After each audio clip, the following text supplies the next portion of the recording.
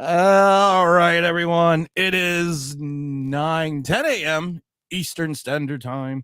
It's New York Giants Sunday. Here with MikeTooNice. Zach Attack's already in the room early because Zach Attack's always shows up early. We're going to have R0B dropping in a little bit as well. So I hope everyone is ready for this Seattle game because, Mike, I know we were just talking about it a minute ago that this is like week one, that was the most important game of the season. Like week two was the most important game of the season. Like week three, wait for it, it was the most important game of the season. So now week four here against Seattle. I think, are we 1.5 point home dogs right now? Because I actually got a 1.5 at the casino the other day, and I actually took the Giants and I took the Giants in the points.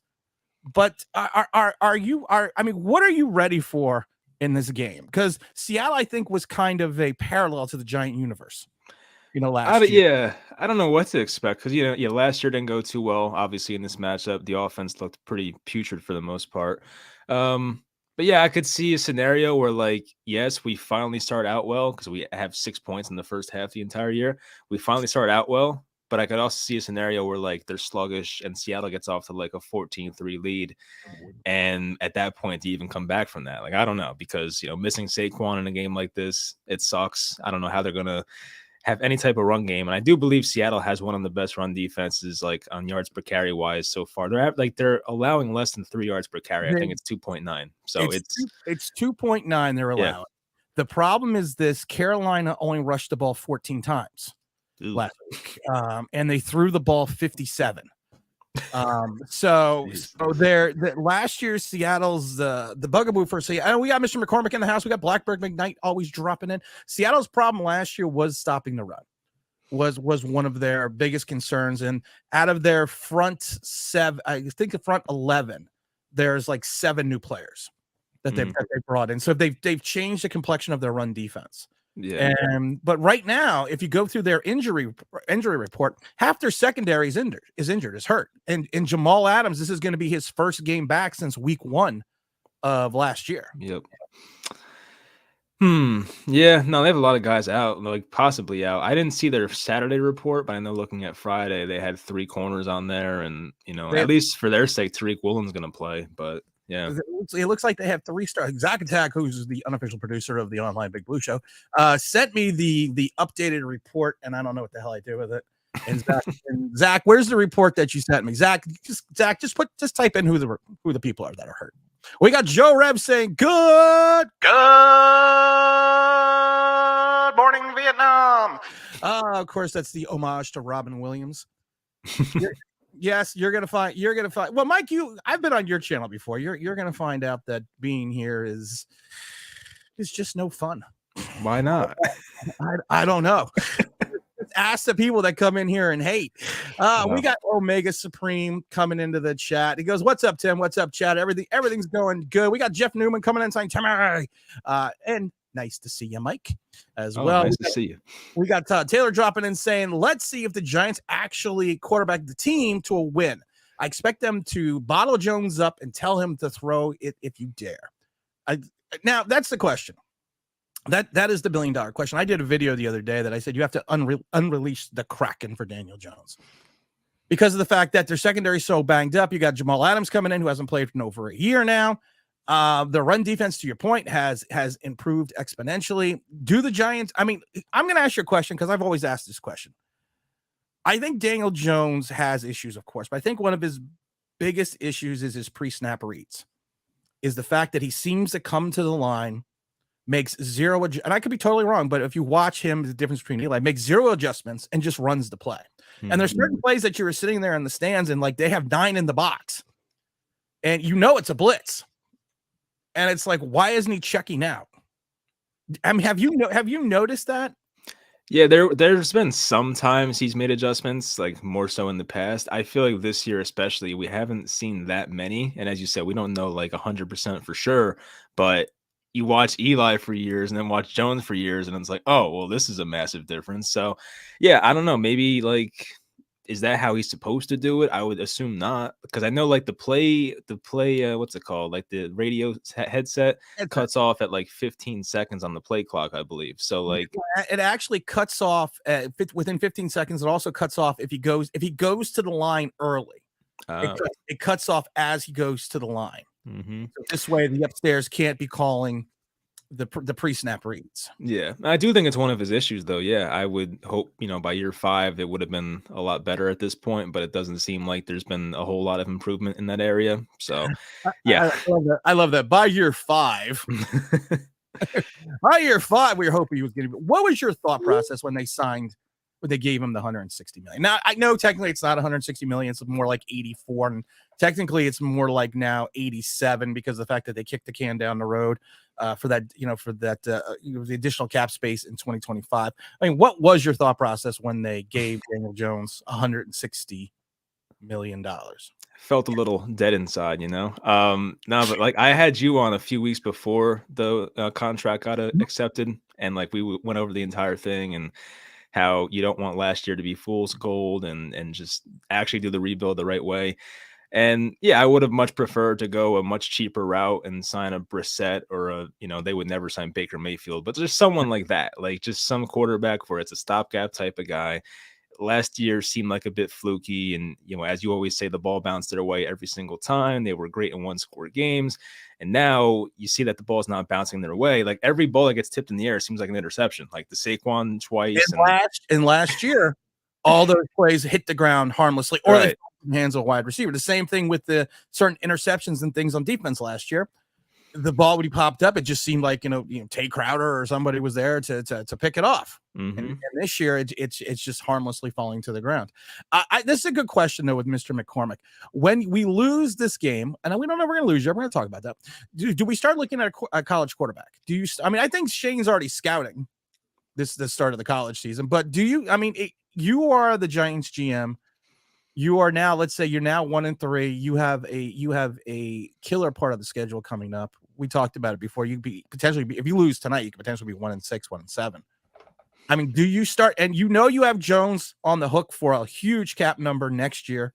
His dead cap number in 2025 is 22 million. So what do you do? I mean, literally at that point in time, if Jones has another game parallel to the first, everyone talks about 2 quarters, but everyone wants to forget about the other 12. But what as a general manager who just gave this guy, and yes, it's a team-friendly contract, but what do you do? I mean, what are you looking at then? I mean, at that point in time, you're like, I'm married to this guy because my dead cap number is going to be huge next year. I can't get rid of him. They have to be my bridge. And I'm still going to owe him 22 million next year. I mean, the year after that. I'm not letting him stop me from evaluating quarterbacks, but the one bad thing about Daniel Jones is like he's good. He's too good to like not be in like the bottom 5 of the draft. You know what I mean? Like I feel like the Giants won't be that bad to a point where they're picking that high. Of course they could trade up and that could happen, but this seems to be a good quarterback class. I'm just saying I'm not letting Jones stopping me from. Oh, Mike is frozen. Mike, you're breaking up. You're back. You're back now. Sorry about that. But no, I'm not letting Jones stop me from drafting a quarterback if the season does in fact go off the rails and you have way more evidence that like, oh, this is definitely not the guy. So it depends where they're picking. Of course, they may have to trade up a bit, but just because like you can let a young quarterback sit on the bench too. Like I'm not opposed to that entirely. Like we saw Mahomes do it and that worked out pretty well. Jordan Love definitely needed that, type of time on the bench. Maybe not a whole 3 years like he did, but you get it. Like, I think time on the bench for these young guys, it's definitely not a bad thing. And if you have to have a young quarterback behind Jones next year, if the team does suck this year, then I'm not totally opposed to that. Blackbird says Jones has to push the ball down the field. We've seen the fact and we've seen the charts and we've seen the time of how much time he has to throw. And then people seem to kind of not look at the fact that Brock Purdy actually threw the ball in less time than Daniel Jones did. He got the ball out much quicker and threw for over 300 yards and 2 touchdowns. Do you think it's Jones' lack of there were plays last year and there were plays some plays this year that Jones had guys deep and he just didn't pull the trigger. He went to the check down. Do you think it's a mental issue that he is going with the safe play, or do you think it's the fact that he's just got to cut it loose and just see what happens? Because he had 13 deep ball passes last year and he was like ranked 4th in the league, even though everyone else had like 45. But he has thrown some balls short. if he would have hit Hyatt in stride on that one pass, it's a touchdown. If he would have, if his ball placement was to the inside shoulder of Slayton on that one and that one play in the end zone, that's a touchdown. So is it a mental? I mean, because a lot of times players have mental blocks in some regards. But do you think it's just he's just trying not to make the mistakes that he's just ingrained into him now, that he's just not taking that shot downfield? Because sometimes it just seems like he goes back, looks for the check down, and doesn't even has time in the pocket, but just doesn't throw the ball. No, I think you're right. I think the way I look at it is I think the previous regime of like Joe Judge and Jason Garrett, they really took that stuff out of him, which is kind of a good thing. But at the end of the day, it's probably not a good thing, because if you take all of the aggressiveness away from your quarterback, I mean, what are you left with at that point? You know, like you can find any scrub to just check it down and run the ball when you need it to. Like what makes a great quarterback is like, can you hit the hole shots and can you throw with anticipation? And like, we don't see that consistently from our quarterback, unfortunately. So I do think all the turnovers from his rookie year got to him. And I said this a million times, like rookie year Daniel Jones was my favorite version, because like he was not afraid to do, take any type of shot, take any type of throw. Now it seems like if there's any chance of a turnover, he's not throwing it. And like, you can't really quarterback like that. Like, I'm not a person that's going to get on him for like, making a 50-50 ball and it's intercepted like that. It is what it is. Like, I would rather see that than like, oh, let's just check it down to freaking Daniel Bellinger on a 3rd and 8 and he picks up 2 yards and we punt. Like, there's no point in that. So that drives me crazy. It's 3rd and 7. He throws a 2-yard out. Yeah, like Kirk Cousins in the playoffs last year. Yeah, exactly. That drives me insane. We got Mr. Belford in the house. I'm Johnny Wishbone, psychic extraordinaire. If you need me, just think Johnny Wishbone, and I come running. Mr. Belford, I'm always there for you. We got this J Sports Card saying, good morning, everyone, except for Sleepy Joe Biden. We got Kevin saying, good morning, Tim. Drake May is looking really good right now. I don't want to get into the college quarterbacks yet, because I think, this season's not done yet. The season's not lost yet. Daniel Jones is not a lost cause yet in year 5. Some may say it's year 2, but yeah. 5. I always tell people 5. This is year 5. I will say this. I won on the Colorado game yesterday. I took the 21.5. So I was very excited about that. I don't know if Deion's kid is really going to be the next great quarterback coming out, because of the fact that he's played well. He played well. Like I said, Deion's got Colorado going in the right direction. He used the transfer portal to his advantage. Also the fact that I've said it before, it reminds me of a parent that becomes a coach of a Pee Wee football team, and they know their kid is a star quarterback. So immediately when that dad's the head coach, the kid goes with the dad. That's kind of what it reminds me of in Colorado right now. So. Yeah, it seems like that. Yeah, at least it's kind of working for them so far. It's exciting. A lot of people are showing attention. It's a lot of fun. Like I said, I really enjoyed the game yesterday. I was in Fridays with the family watching. We had a really good time. Good morning, everyone. Says Chris. Another week, keeping the fingers crossed. We got Zach and Zach, of course, saying DJ Metcalf, Charles Cross are the big names. Those are the big ones right now that are on the injured reserve list. The 3 starting corners, like I said, are a little bit disconcerting to me. We got Chris for the love of MMA. Let's go, Big Blue. I'll watch back later. Respect the Blue family. All right, Chris, how you doing? I haven't seen you all. Chris went to draft night, so we had a lot of fun hanging out with Chris. We also have Blackbird saying Jones usually looks onto his first read. He locks onto his first read. He really does. I've said it before, Mike. I called Daniel Jones the red striper, because if you ever watch his helmet, the red stripe, it always goes to that first guy, and that's usually where the ball went last year.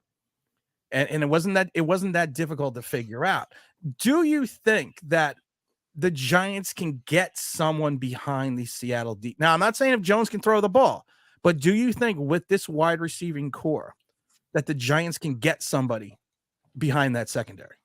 Oh, yeah, absolutely. I think so. I mean, I'm looking now. They have 2 corners out and 1 doubtful. I know one of them is their slot corner, but like, if you can't beat up on this secondary, I mean, like, who are you going to beat up on? Like, this is probably a cake matchup for the Giants passing offense. And I do think Jalen Hyatt can get behind them, and even Wan'Dale Robinson, who I really hope plays more. He played, 8 snaps last game, which I get. It was a snap count, but they got to play those guys more. The explosive guys, Slayton can get deep as well. even Darren Waller, they were taking some one-on-one shots with him on the outside. One of them drew the pass interference, which led to the Breda touchdown. So, like, they can get guys behind this defense. I have no doubt about it. But does Jones pull the trigger? Is the the big question here. Daniel Jones has not thrown multiple touchdown games, back-to-back games since October of 2020. Shout out to Mr. Authentic for pulling up that stat. You know what's funny about that? I was looking Jordan Love in like basically his first 2 starts. I know he had that one like back in 21, but he's had back-to-back 3 touchdown games in his first 2 games as the starter, and this guy can't do 2. Like, what are we doing? I don't know. He cannot do. He cannot do. Chris says feeling dead inside is the perfect response. Glenn, come on. Glenn says we will win because our defense will force 21 points. Do you think that? I mean, what do you? I mean, I'm going to make sure we get to everyone, so just hang on there in the chat. So, but this defense, Wink his last year in Baltimore basically got him fired. The previous 4, he had the talent. He had the secondary talent you need the secondary talent in Wink's defense to make Wink's defense work. They always been going back to Baltimore. They always went to sack by committee. You know, there was only, I think, one season where they had a guy with over 10 sacks. The other time it was always 4, 5, 3, 4, 4. Kayvon Thibodeau is just not getting to the quarterback. You could sit there as a Giant fan or a Giant analyst or whatever and tell me, well, he's doing the little things. You took him 5th overall to basically do one thing, and that's to put the quarterback on his ass. Mm-hmm. Now, when you come in and say you are going to get 17 sacks your first year, and then you get 4, and you don't play well the first 14 weeks of the season, and then you decide to come on, there's an issue. There's a problem there. But literally what, and we're getting gashed in the run. You got Leonard Williams, Dexter Lawrence, Ashawn Johnson, DJ Davidson, Jordan Riley. You got all these guys up front. You got the big guys up front. What the hell is going on with that front 4? It's frustrating. I said this in my preview video I did yesterday. It's like, I think in a matchup like this, of course, the Giants blitz a ton. They're second highest in blitz percentage in the NFL, which is no shock with Martindale. But in a matchup like this, where you have Geno Smith, who buys time in the pocket very well, you have 2 rookie corners against like these 3 receivers on Seattle that are amazing. I don't want to blitz that much. I feel like that can really like open this game up in a bad way for the Giants. Like, I would rather play more zone in a game like this and kind of read Geno's eyes and try to, take advantage of a mistake. He did this last week. He threw an interception to the linebacker Deion Jones, and it was like in zone. He read his eyes. He dove, made a nice interception. I would do more of that because I really do think if the Giants blitz a lot in this game, like, it can go badly because they have great receivers. There's no reason why a front 4 of Dexter Lawrence, Leonard Williams, Azeez Ojulari, and Kayvon Thibodeau can't get consistent pressure. You have so much draft capital, so much so many assets and money for Leonard Williams' sake, and even Dexter Lawrence now. And, you mentioned like Ashawn Robinson, guys like that. Like, you have decent rotation guys as well. There's no reason why you can't get a pass rush, especially with the offensive line injuries that Seattle has as well. I blame the Ashawn issue on me because when we went to the training camp facility in the Giants offices a couple of months back, for one of the rookie symposiums, they actually had a refrigerator full of the drinks for the players, and Ashawn had his green drink in there, and I drank it because it looked good. So so I blame I screwed up his entire philosophy this year because of that. I'm going to take full responsibility for that. It says we have to be looking at quarterbacks right now. If not, Shane is going to be out of his mind. Like I said, we got to see what happens tonight. I mean, tomorrow night, guys. But that's what we have to wait and see. We're not going to get crazy. Omega Supreme. Autobots, roll out. We roll. He's like a robot who gets fed the plays by Kafka, and there's no human analysis. Most stick to the plays, compute. That's why Kayvon had that 35-second robot dance. On the coverage sack. On a cover. Thank you. Oh my God. I even said the same thing. You have Brock Purdy who steps up in the pocket and runs into you. I probably wouldn't be dancing. Yeah. I said the same thing, and I get blasted no matter what I say. CJ Stroud is having a better year than Daniel Jones. If you look at it statistically, I think they're kind of on average. I think they're kind of on par. If you ask me, Mike, if someone said to you, CJ Stroud or Daniel Jones, ooh, right now. I wasn't that big on Stroud. I probably should have been with how he's looking so far. Yeah, I'd probably take Stroud. There's more unknown. He's shown way more potential in 3 games, so I'd probably go Stroud if I had to pick today. Hit the like button, guys. Come on, let's go. We got to get up to the like button here. Let's get the likes up. I got a question for you: Daniel Jones or Justin Fields? Oh man, I was really buying into Fields. Like I didn't like him at first, and then like halfway through last year, I was like, this guy's actually not that bad. And then like, yeah, he's bad. So no, I would probably take Jones over Fields at this point. Poor Justin. I know, poor Justin. That's pretty. If we brought in a different quarterback this year and started all the way we did, as everybody would be flipping out because we didn't have DJ. Shane would be taking tremendous heat. I think Shane's taking tremendous heat now. I mean, I don't think he's taking it as much as I thought he would from the fan base. Not yet. But I think at some if the Giants literally do go 1-6, and I'm not saying they're not going to win tomorrow night because I took the Giants in the points. So if they go 1-6, here's the question I always like to ask, and this is this question: if Daniel, God forbid, Daniel Jones fails, like if he fails, horrible. Let's say this season is a 2021 season. He puts it up statistically like that. Do the Giants allow Joe Shane to pick a quarterback in the draft? Do they? I mean, because honestly, if you look at Joe Shane's track record right now, draft wise, it's not looking that hot. And his big thing was, you're never going to screw up 2 top 10 picks.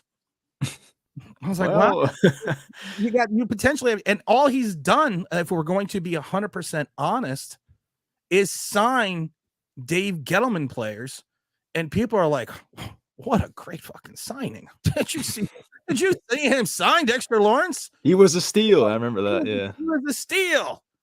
I mean, honestly, I know the Giants want to build continuity. I understand that, but do they turn around and really trust Shane's judgment if his draft classes have failed and he signs Daniel Jones, and they're going to say in 2024, hey, go take our top 10 pick and go pick your guy. Cause you already basically, I've said this before, when that ink dried on that contract, that was no longer a Gettleman guy. Daniel Jones was now a Shane guy. Right. Yeah, he had his out. Yeah, you're right. I think they would let Shane make the pick. I think Mara at this point is afraid to kind of quote unquote start over again. And like, I don't know. You can make an argument that like he shouldn't be able to pick his own quarterback because, he basically said, hey, Daniel Jones is my guy now and I'm giving him this contract. But I think just based on like Dable still being the head coach and having that connection to Shane, I think they'll let Shane pick another quarterback. I mean, most times in the NFL that doesn't happen. That's not allowed. That guy's usually fired by that point. But I think in this case they would let Shane do it. Blackbird says Jones looked like a 40-year-old Eli Manning. The problem is with that 40-year-old Eli Manning lost the physical attributes that made him a good quarterback at those last 2-3 years. But his mind and his capacity was still there. Yeah. It's not like he didn't have the football smarts. It's just, sometimes you reach a point at old age. And I'll tell you this, the body doesn't do what it did when it was 27. So I mean, I can't like I said, I would like to take Eli's brain and put it into Daniel Jones, and I would like to take Eli's moxie and put it into Daniel Jones. Yeah. And and I've said this before, one of the biggest things that screwed up Eli Manning early in his career was the fact that Kevin Gilbride basically just told Eli, at times, just chuck the ball down the field. Just throw it. We talked about the 50-50 balls. Eli Manning was a guy that Daniel Jones last year was the polar Eli Manning, because anytime a ball was tipped up in Eli Manning's career, it seemed like it always went for an interception. Yep. I mean, it was like clockwork. Balls in the air. We'll get the defense on the field. Because it didn't even matter at that point in time. Let's run through these, and we have another special guest hanging out, waiting in the green room. He's smiling. He's smiling because I don't know who the hell this is, because I haven't seen him in weeks. So I don't see. Let's see here. Let's say we got to say you can't throw the ball down the field if you don't look down the field. Yeah, it's a good point. We got the big venerable James Williams in the house. It's a mental issue. I thought he went to Duke. Just because you went to Duke doesn't mean you're smart. I know a guy that went to Princeton. He's probably the dumbest person I know. I mean, he's besides the fact he hangs out with me. David says, just don't have the skills and coordinations. Don't want him to do it unless the receivers are insanely open. Zach Attack says they showed poppycockers on ESPN. Did they show poppycockers on ESPN, Zach? I did not know that. Well, we got some super chats, and I'm missing the super chats because we got the Big Don dropping and said those 5 people that got memberships. Oh, Big Don, I didn't see it. Big Don just membershiped some people in the chat. Always appreciate that. You join the OG online Big Blue membership, get your videos early and all that other fun stuff. So Big Don, we always appreciate it. Always a big salute to Big Don. Don, I'm also going to come up with a sound effect you just haven't had a chance to yet. We got the Zach Attack saying Kayvon is still looping too far, even in practice. I've talked about this. I think one of Kayvon's biggest issues, Mike, and I've said this before, and where I sit in the stadium, you literally have a bird's eye view of everything. You could see everything. And it was driving me crazy the last couple of weeks that if you watch Kayvon, you can watch it on the replays too. If you watch his outside rush, he takes it so far to the outside that the tackle is just pushing him towards the sideline and he's trying to cut it back in. I think I had on Keith from the War Zone on the other day, and we were talking about the fact that it seems like he's going to the sideline, 50 yards down the sideline, around the end zone, back to the other side, coming back around again, going through the 40 to come back to where he was to then start his rush. I mean, I don't know. He did this last year ad nauseum, and I said, it's okay to use a swim move. Yeah. It's okay to duck under the tackle and cut it back inside. Have you noticed that the way he loops out to the outside on those outside rushes? It's never caught on to me that much, but no, you're probably right. Now that I'm thinking about it, I mean, probably I get like. Right? Yes, definitely right. You don't fucking watch this show. I wonder how much of that is coaching, because I know like maybe they want him to go a certain way and create a certain pocket. I don't know. Like I don't know what they coach him to do. It seems like the coaching hasn't been too friendly to his skill set so far. You mentioned you don't pick a guy that high to not use him the right way. I mean, look at the Falcons and Kyle Pitts. It's like the same thing. So yeah, I would hope it's not coaching, but you never know. It could be. I'm hoping that, because we're going to talk about Bobby Johnson in a minute, because that's Zach. That's R0B's favorite topic. Pimp name Slickback dropped in and says, I think my issue along with Jones's was his ceiling was Ryan Tannehill. If you're paying Ryan Tannehill $40 million, can you win yourself a Super Bowl? I'm not a big Ryan Tannehill fan. I mean, I thought he got a bum rap in Miami. He's done some good things, but also if you have Derrick Henry, it makes your life a hell of a lot easier. And someone asked me the other day in Twitter, on the Twitter sphere, would I take Ryan Tannehill right now over Daniel Jones? And the way Ryan Tannehill is playing right now, no. I wouldn't even, if all salaries were even and everything was the same, no, I would not take him at all. He looks pretty cooked this year, sadly. So yeah, we're looking for Malik Willis to come in here. James Williams says, "Hey Tim, I would like to combine Pamela Anderson, Shakira, Holly Berry into one. In the prime to make Voltron." We could do that, James. By the way, Tim, love the Autobot sound effect. You're very welcome. We're gonna. Oh, we also have the super sticker from Big Don. Big Don, of course, all super chats and everything goes to the Philadelphia Children's Hospital. So, Don, as always, you're always much appreciated. We're gonna drop someone in here because you want to know why? Because this has been his problem. What is it, your period? He's missed certain weeks because of his period. Fuck off. We have ours. Oh, look at that. He already got banned. Oh man. He already got banned. When you learn your lesson, Rob, you can come back on. Hi, Dad. Hi, Dad. Period. We have the venerable R0B dropping into the chat today. What's going on? What's up? MikeTooNice at R0B. We got a lot of people in the chat. We got James Williams says, but yes, you have a real quarterback. That's a lot of those issues would be covered up. I mean, I don't think Daniel Jones is not a real quarterback. And I know a lot of people always think that's crazy that I can say that. I don't think he's not a real quarterback. I think he is an NFL caliber quarterback. I just don't think that he is. I think if you have 32 quarterbacks, I think he's going to be somewhere between 17 and 23, 17, maybe 25. What, Jones? Yes. But is that enough though, Rob, to take you to the Super Bowl? And I mean, because people will point out Brad Johnson, people will point out Trent Dilfer. You know, people will, will always bandy about those names that you can win with an average to bad quarterback a Super Bowl. Look, I mean, what's annoying to me is that, you have people that say all the time, finding, great quarterbacks are rare, right? Well, winning a Super Bowl with an average quarterback is also rare. It doesn't happen very often. So, I would rather take my chances because you have 5 years of low cap to try to make something happen with a younger quarterback versus paying an astronomical, and when I say astronomical amount, I mean, obviously what Daniel Jones's contract isn't compared to like the Burrows or the Herberts or whatever, but it's still a substantial, I wouldn't even say middle class. Like that's probably the new middle class, but I would say it's above that. And, you're not getting the results from it. So, I'd rather just reset it, right. Go with a young rookie quarterback. Cause if he fails, you're not committing a lot of money. And typically, after like year 3, if they're showing at least something, you might be able to salvage something out of that with the draft pick, trading it, getting like maybe a 3rd rounder. I mean, hell, look at what the Cowboys did, for Trey Lance. I think with the 49ers got a 4th round pick or something like that, or it was a 5th round pick. So you can always get something versus, paying a quarterback like Daniel Jones and getting average play. What are you going to do? Now he's 26, he hasn't really shown anything. What are you going to get for him? You're not going to do anything to it. So, and you've already unloaded money to this guy, so. I remember me and Tim talked about that. Like if he hit the open market, what kind of money would he get? And we didn't think it'd be a whole lot. So that was the other disappointing part about the whole big contract. Yeah. And that's the thing, like through Twitter and through all of this other stuff, like, right. Like, so you break it down. The reason why this is so bad is because one, the Giants negotiated with themselves, right? Now, it's one thing when, of course, this always happens with players, right? When they're in the final year of their deal and you're negotiating a contract, you're negotiating with yourself.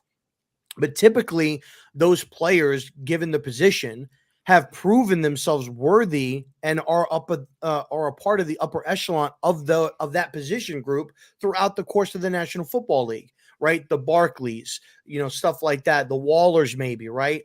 When you have a guy like Jones who hasn't produced, you are basically allowing him to set what his value is to you versus allowing. We're not going to get into the Daniel Jones contract because the Daniel Jones contract is what the Daniel Jones contract is. We're gonna stay away from that. I'm not cutting you up because honestly, and I've said this before, and this is what aggravates me about Twitter and everything else. It's done. The contract is done. The contract is signed. It is what it is. We're stuck with it. It's like if you get into a bad marriage and you're Catholic and you don't believe in divorce, you're stuck with it. It is what it is. I mean, it's not. Life is not going to change because we keep. I mean, beating the Daniel Jones dead contract, dead horse to a contract. It's not going to change any. It is what it is. What we need to figure out is, how the hell do we get out of this if it goes bad, and what we do if it goes right? Because everyone's talking about the fact because we're starting 1 and 2 right now. Potentially we could go 1 and 3, but no one's talking about the fact outside of the Daniel Jones Panty Boys. And in some ways they're right. What if it goes well?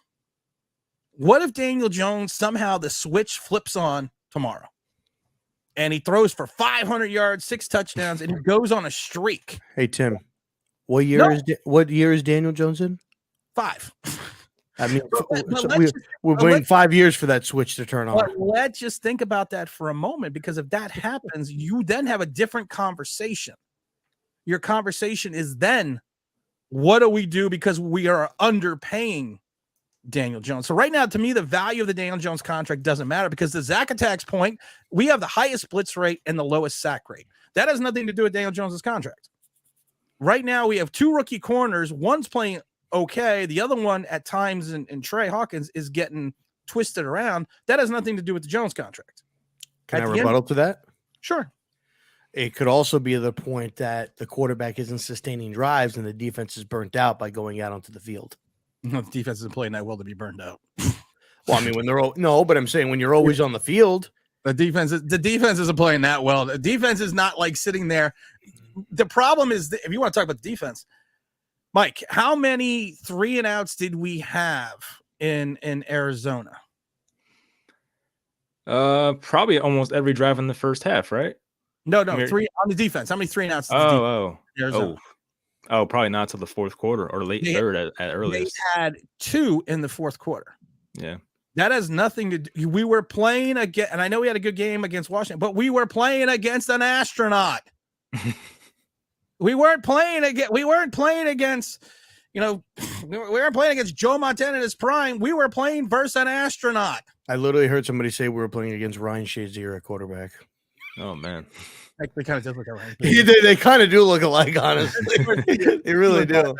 Yeah, he kind of does look. No, but wasn't that the issue in 2021, right? With Patrick Graham, the offense wasn't able to sustain the drives offensively, and the defense was gassed. They were constantly on the field, constantly. I mean, wasn't that a knock in 2021? The problem is this: the Giants will have a drive the offense will have a drive, and then the next series they won't get on the field. You could actually reverse this.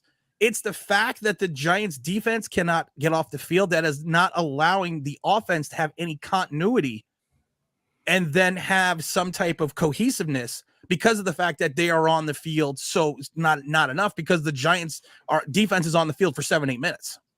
And that has nothing to do with the offense. I mean, I could see that. I will say, somebody pointed this out against the 49ers game, right? I think that the defense had good reps against the 49ers offense. Like, I felt like they were playing a little bit more with a little bit more intensity. I would say the defense was.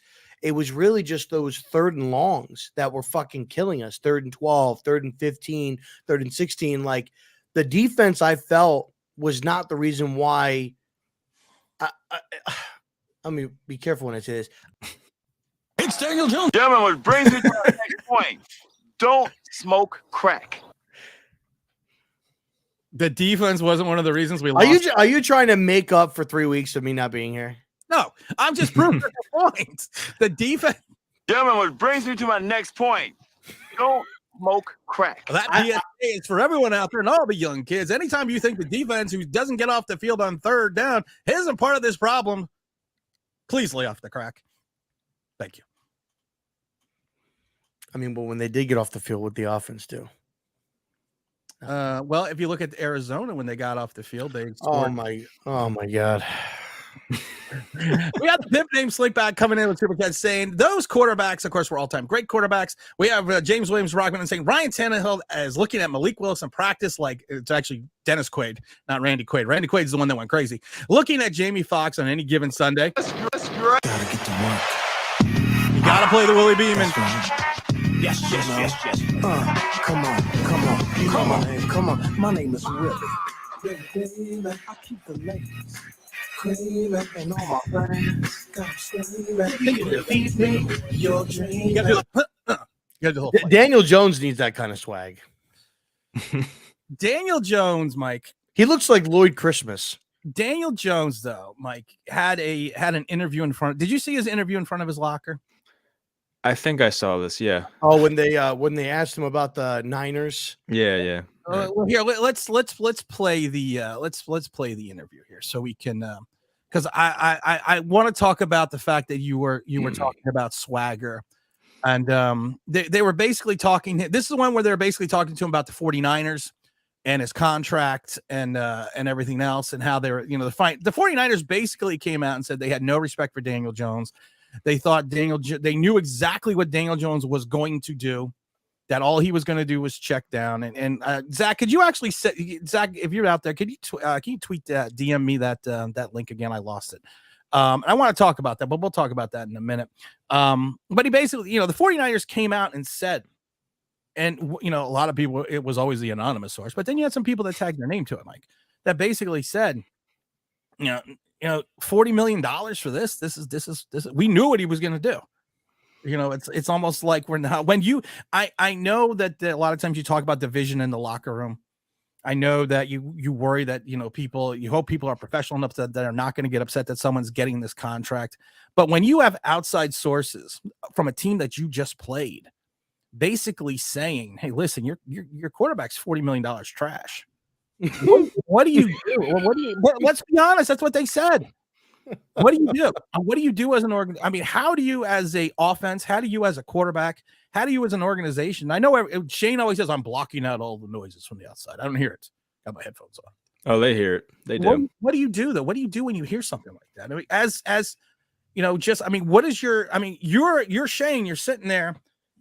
a team that just dismantled. You could tell me the Giants were in the game till the fourth quarter. You didn't watch the game.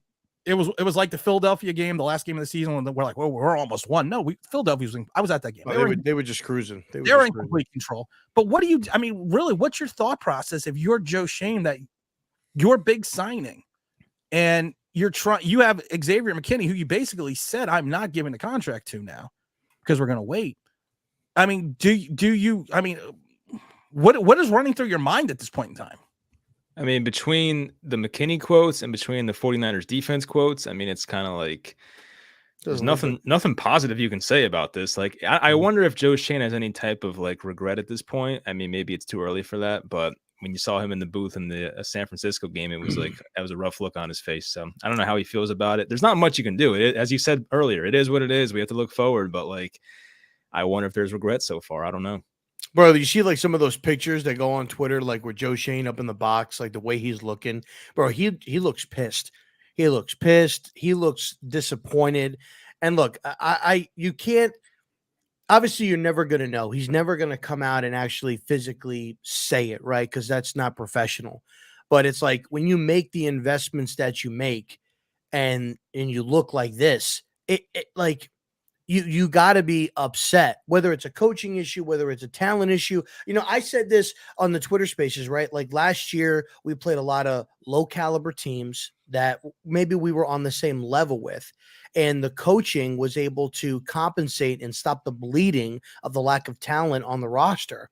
And you were able to make those halftime adjustments. You were able to do a lot of that stuff and look like a different team last year coming into the second half than maybe you did in the first half. This year, the quality of your opponents are astronomically different to what you played last year.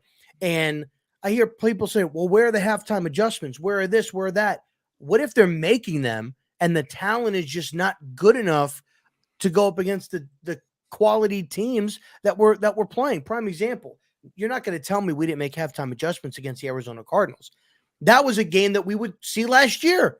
That is a game from last year, but the game on after that, before that, and after that, how do you know we didn't make halftime adjustments? How do you know that there wasn't? Because what wasn't the Cowboys game at the half like 16-0 or like 23-something or whatever? Like it was like 23-0. So I mean, the game's still not over. It's a 3-possession game. You have a couple of stops on defense. Your offense gets something going, like. That's really what it comes down to. So like the Packers, we saw them come back on Thursday. Similar situation. Yeah, dude. Like shit, Colorado did yesterday. Like, you know, against USC, they were getting, and they ended up losing, but it was like 48-41. They were down by 2 or 3 possessions at one point. You know, and again, it's college, you know, pro. I get it, but you know, like I just think that the coaching can only take you so far. The players have to go that extra mile. And we just don't have the horses right now. But if I'm Joe, like, yeah, like you're probably pissed. You're probably disappointed. You're angry. You're probably, like you said, Mike, maybe he's questioning. Maybe he's not. Like, did we make the right moves? Did we do this? Did we do, like, what should we have done differently? You know, whatever. Like, and so, and you guys were kind of alluding to while I was driving home. It's like, what do you do from here? You know, you go 1-6, you go 1-7. Like, what are the moves? And I agree with you. I think it doesn't stop you from evaluating every position on the roster via the draft, free agency, whatever. It's disappointing, man, because you wait all this time for the season to start, and this is the product that you get, and you try to hype yourself up, you try to get ready, and this is what it is. It's not disappointing. And I'm not just saying that because the Giants invited me to do something on Monday. So I'm not yes, saying it is.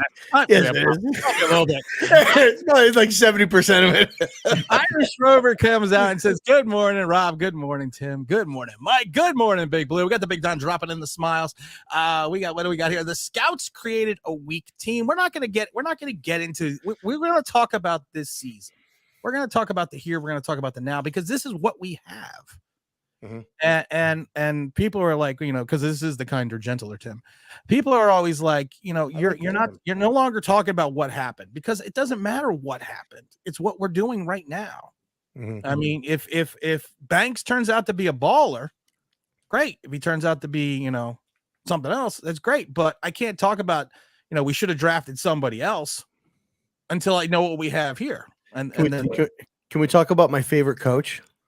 We're not going to talk about Bobby Johnson just yet because I got to get through. I got to get through a lot of these chats. I believe Brock Purdy is just an average quarterback with the right weapons around him. Purdy is an interception machine, but he has hungry players that made him look good. I was worried about Brock Purdy actually laying an egg, Mike, because the fact that he looked good against Pittsburgh, and then he's been tailing off. He's been throwing some questionable passes, and I was hoping that was going to morph into the Giant game.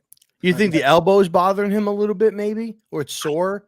I think a guy that just has 8 career starts, last year and only has 4 this year is just, the league is figuring it out. But I've asked this question to Mike a couple times about quarterbacks. I'm gonna ask Mike this quarterback question again. Daniel Jones or Brock Purdy? I honestly don't love Brock Purdy. I mean, maybe it's stupid to say you wouldn't take Purdy at this point, but they're kind of like the same to me. Like they're in that same tier. I feel like if you put them on the same type of team, obviously right now it's Purdy because he has the surroundings, but I feel like in a vacuum they're kind of like equal, if that makes sense. That's how I look at it. That's like a science answer. In a vacuum. Like Purdy can read a defense better, throw with anticipation better, but I feel like that's just Jones is a better athlete. You get much more rushing upside. Yeah, so better arm. And that in today's NFL is a little bit more, I think still goes somewhat underrated, like having a good athletic mobile quarterback in your offense, whatnot. Did it seem to you guys like watching that game, like some of Brock's throws? I was saying this when I was watching with some friends. It looked like he was playing like 500 Dead or Alive. Like he was just like 500 and he was just like kind of chucking the ball up there and people were coming down with it. And I was like, oh my God, do something, intercept it. Like it looked like it was just going to be like, whatever, and then we just couldn't. I think Banks had a drop pick. Yeah, you should have had like 3 interceptions the first drive, Like it's like, man, like, dude, like what? I was like, Brock, like, what are you fucking doing, dude? Like, I was like, bro, let Brock Purdy fuck around and like give us this game or some shit like that. Like, but I don't know. All he was doing was throwing for 300+ yards and 2 touchdowns. Yeah, he throwing like that. I mean, look, and throwing duck. Listen, I will answer your question. If he can throw like that and throw for 300 yards, I'll take Brock Purdy. I was going to ask the same question, but that was going to be my answer too. If I don't care how ugly the pass looks. I don't care if he throws like, I'm going to say it and it's not politically correct. I don't care if he throws like a girl. I'm old. I can say that, Mike. I don't care. I'm from that day and age. I can say I can blame stability for everything that I say now. I'm just, sorry. But David says Purdy in the second year, he actually gives him a chance. He might be the same. He might be the next Mahomes. He might be trash. No, he said he might be the next Mahomes. He might be trash. Let's not make excuses. Yeah, I mean, he could be. I mean, like I said, we don't know what Purdy is like. Well, we kind of know what Daniel Jones. I think Purdy is like a younger version of what Jimmy Garoppolo was for them when they brought him in. I think it's a guy that can win you games, can throw the ball, be good with it. Because like Jimmy never really turned the ball over like that. He was pretty good with ball control. So I think it's a guy that just can manage your roster and give guys the opportunity to play. And he's just younger. Is a younger version of Jimmy Garoppolo, and if they moved on from Jimmy, they'll move on from Brock at some point. Let me get a lot of these things. Don't forget to hit the like people. We had 70+ people in the room and only 32 likes. So let's make sure we get the likes up. Todd Taylor says if he throws for 500 yards and 5 touchdowns, we should immediately trade him to the Jets. Yeah, right before we play them, Daniel Jones revenge game. I know that would be something. Mike James Williams says Daniel Jones can't run without falling down. Kayvon goes too wide, and our kicker is our best weapon without Saquon Barkley. But looks like Barkley is going to be out. It also looks like Andrew Thomas is going to be out. Like this video, says my buddy, The Warzone. One of the greatest boxers that I've ever seen. Go watch his boxing videos. He's actually also doing, you can actually online train with The Warzone. You can actually learn how to box and defend yourself with The Warzone. So make sure you go to his page and all that stuff. Did the Andrew Thomas being out surprise you guys? Because when I was watching the San Francisco broadcast, didn't they say that Thomas was good to play in Arizona? They just sat him out as a precaution, and it seemed like they were just kind of maybe being extra cautious by sitting him out, and then he had a setback. Does that surprise you guys at all? No, surprise me. I was like very confident he was going to play this week, and then he had like the setback. I guess I was very surprised. Yeah. Me, the venerable older person here, said no, because of the fact that you flew out to the coast early. You knew you were going to be on the coast for 2 weeks, and I think one of the reasons why they flew out to the coast early as they did was because of the fact that they were trying to people that have these injuries, and especially a hamstring injury, trying to get him treatment and shit. If anyone has had a hamstring injury, the worst thing you can fucking do for that injury is to sit on a plane. Yeah, true. Because of the fact that just tightens that shit right back. Because of the way you have your leg and shit like that. I have had hamstring injuries, and I flew once, and I flew to Stuttgart, Germany, with a hamstring injury. I wasn't playing. This was just for work, and I had pulled something in my hamstring in a pickup game. And I remember I was fine when I got on the plane. I was fine an hour in. By hour 3, I'm walking up and down the aisle because I couldn't even sit. And I thought when they flew out early, it was to help with the injuries. But then I thought to the process, he's probably not going to play, in any of these games because of the fact that I don't understand to this day, Rob. I don't get this. He hurt it in the Dallas game. He pulled his hamstring, and they said he pulled his hamstring in the Dallas game, and he came back and played and continued to play. You are already down 24-0. Why the hell is Andrew Thomas in that game deep into the third quarter? Why the hell is your quarterback in that? I was at that game. Yeah. Why the hell is your quarterback into the fourth quarter? And now we're sitting here, how many weeks later, still waiting for Andrew Thomas to come back. And anyone knows a hamstring could be 6 to 8 weeks. Yeah. I mean, it was so disturbing. And I give credit to Andrew, like the interception that was thrown, or was it a fumble or something? I think it was the interception. It was interception.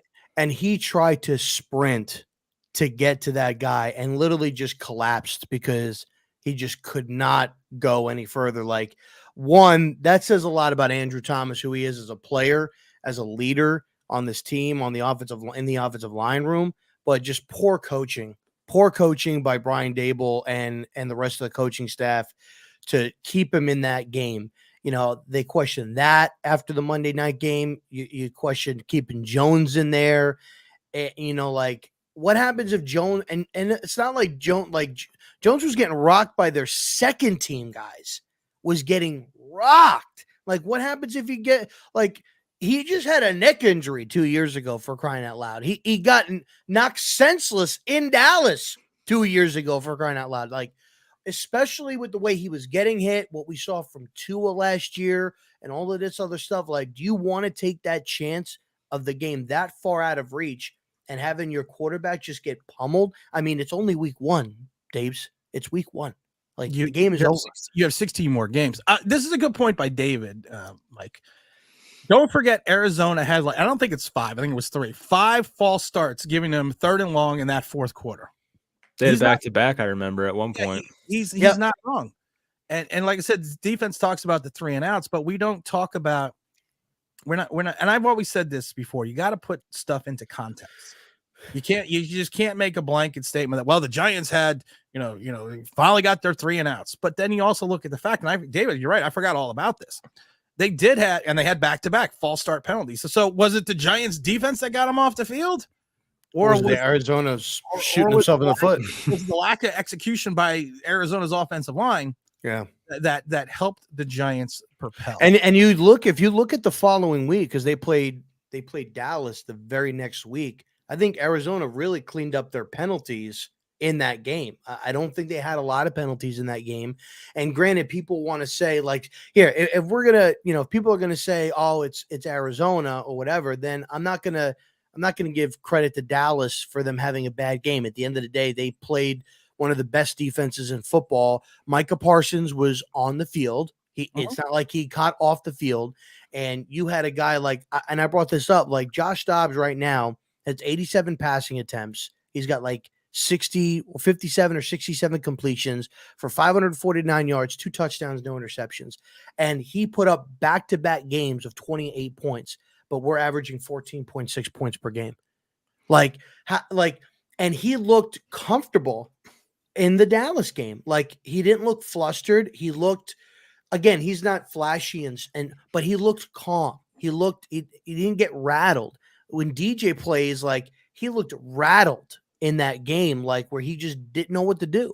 Like I think the old phrase, like calm on the surface, but a duck's feet are going 100 miles an hour under the surface. On the water. OG Knockout's got a good question. I want to ask both of you this. I'm going to start with Mike.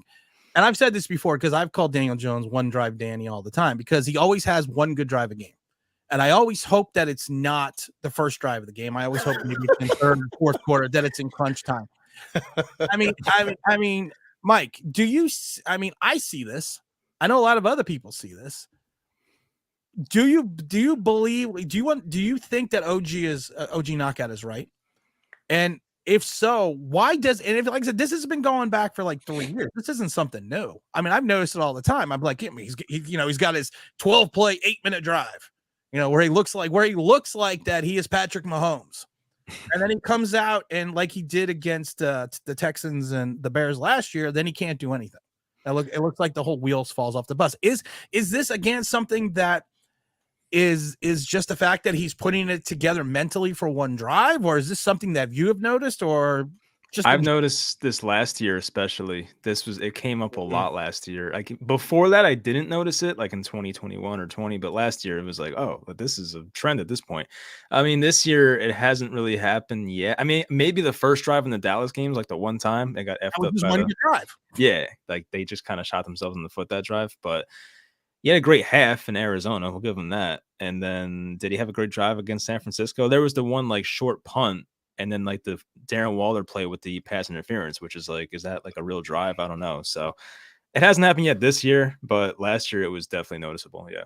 Yeah, I mean, like you could point out games like the Houston game, the Washington game on Sunday Night Football, the 90-yard drive against the Green Bay Packers in London. Yeah. Like that was his best drive. For the rest of the other part of the game, like he was not playing very good. It was just that one drive that everybody talks about. Yeah, I mean, like I would say that it's drives, and then sparingly, like once or twice a year, like Santa Claus, he gives us these amazing games. Where we're like, oh my God, he's here. It's Daniel Jones. And then the next week it's, who the fuck is this guy? Like it's like a different, and it's frustrating because you see how he played in the second half against Arizona. And if you can play like that on a regular basis, this offense can move the football. Like we scored 28 points in a half.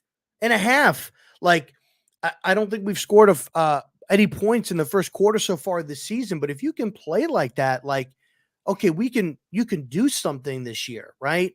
And you need games like that against Miami, against the Buffalo Bills, right?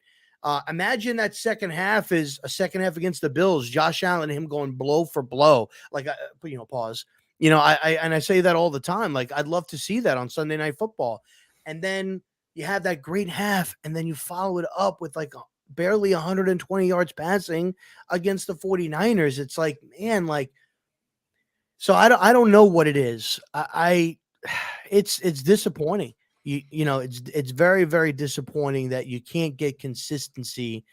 And I wonder, like we've talked about this, and Mike, you probably heard us bringing this up in the spaces. Like, I really wonder if that hit he took in Dallas, really just kind of messed his clock up a little bit, and really just messed him up, and it happens. Like players suffer these injuries at times, and it just kind of follows them throughout their career.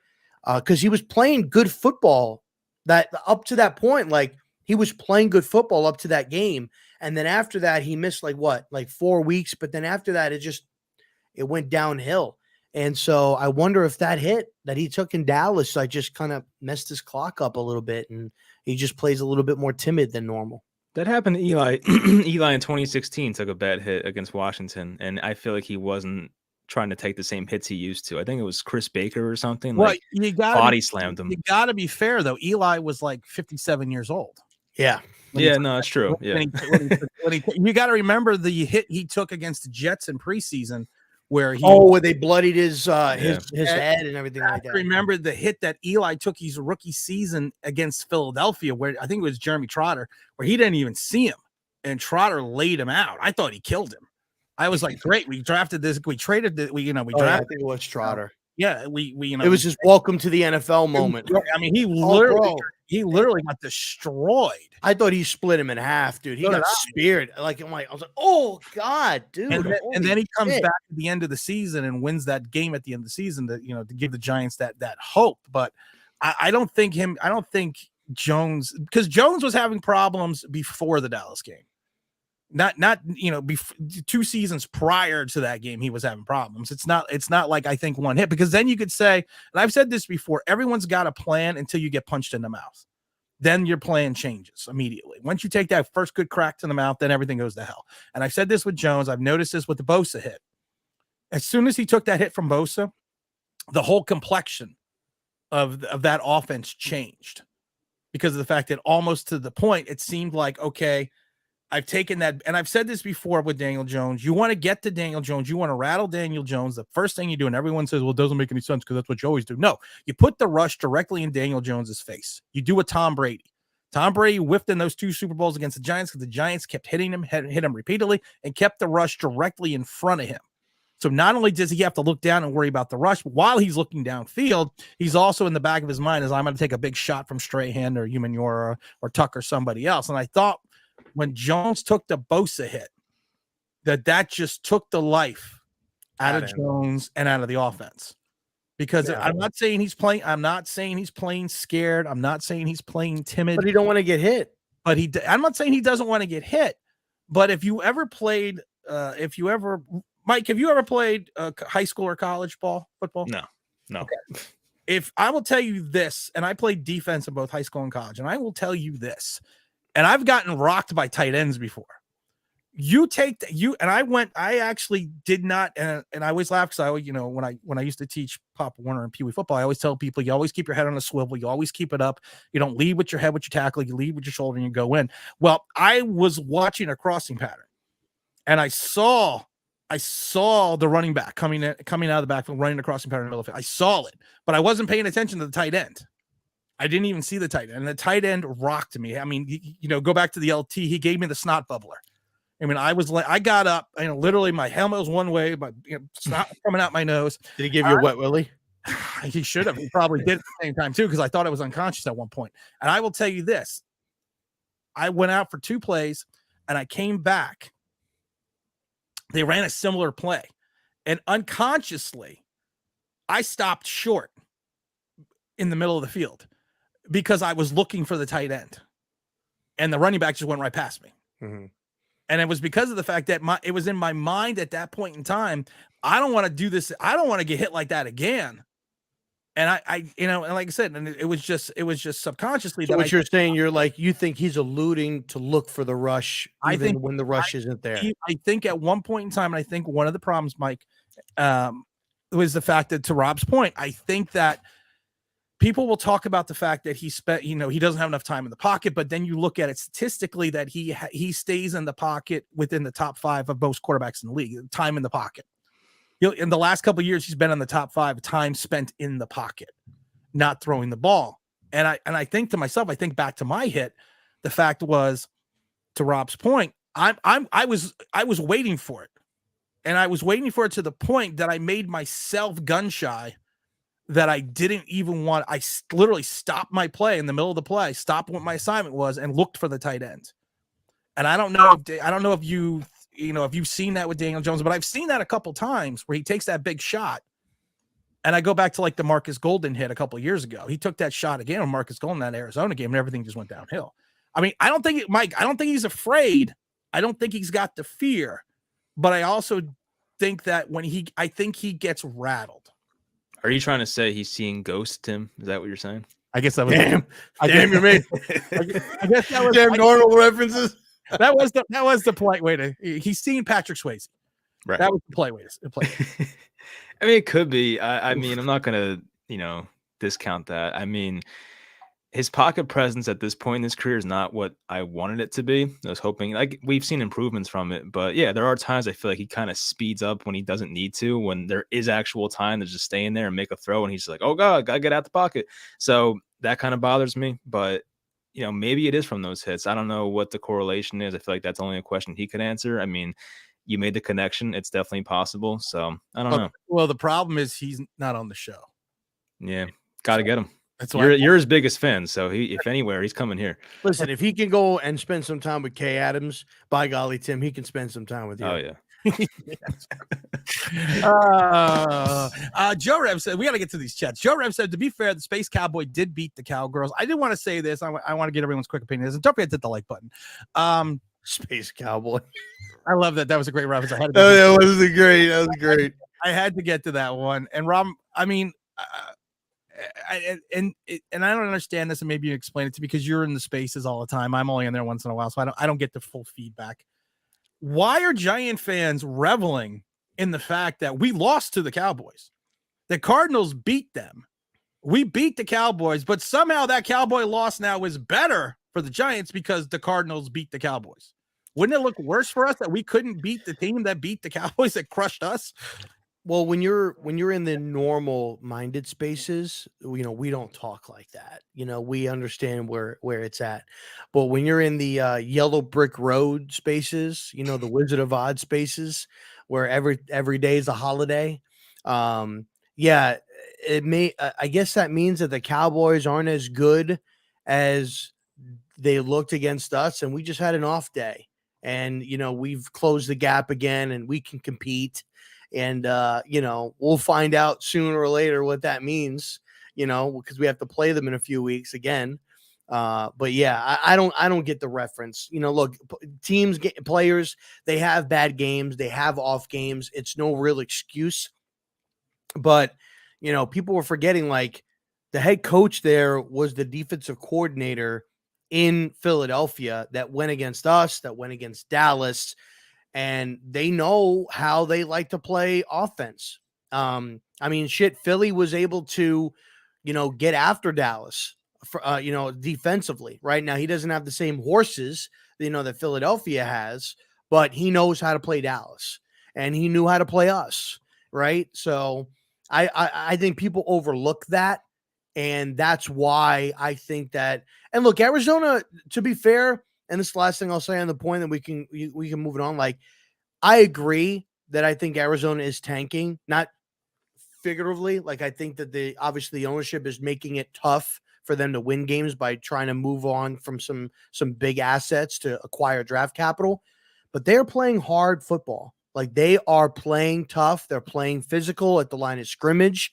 I think that the offense has rallied around James Conner and his ability to run the football.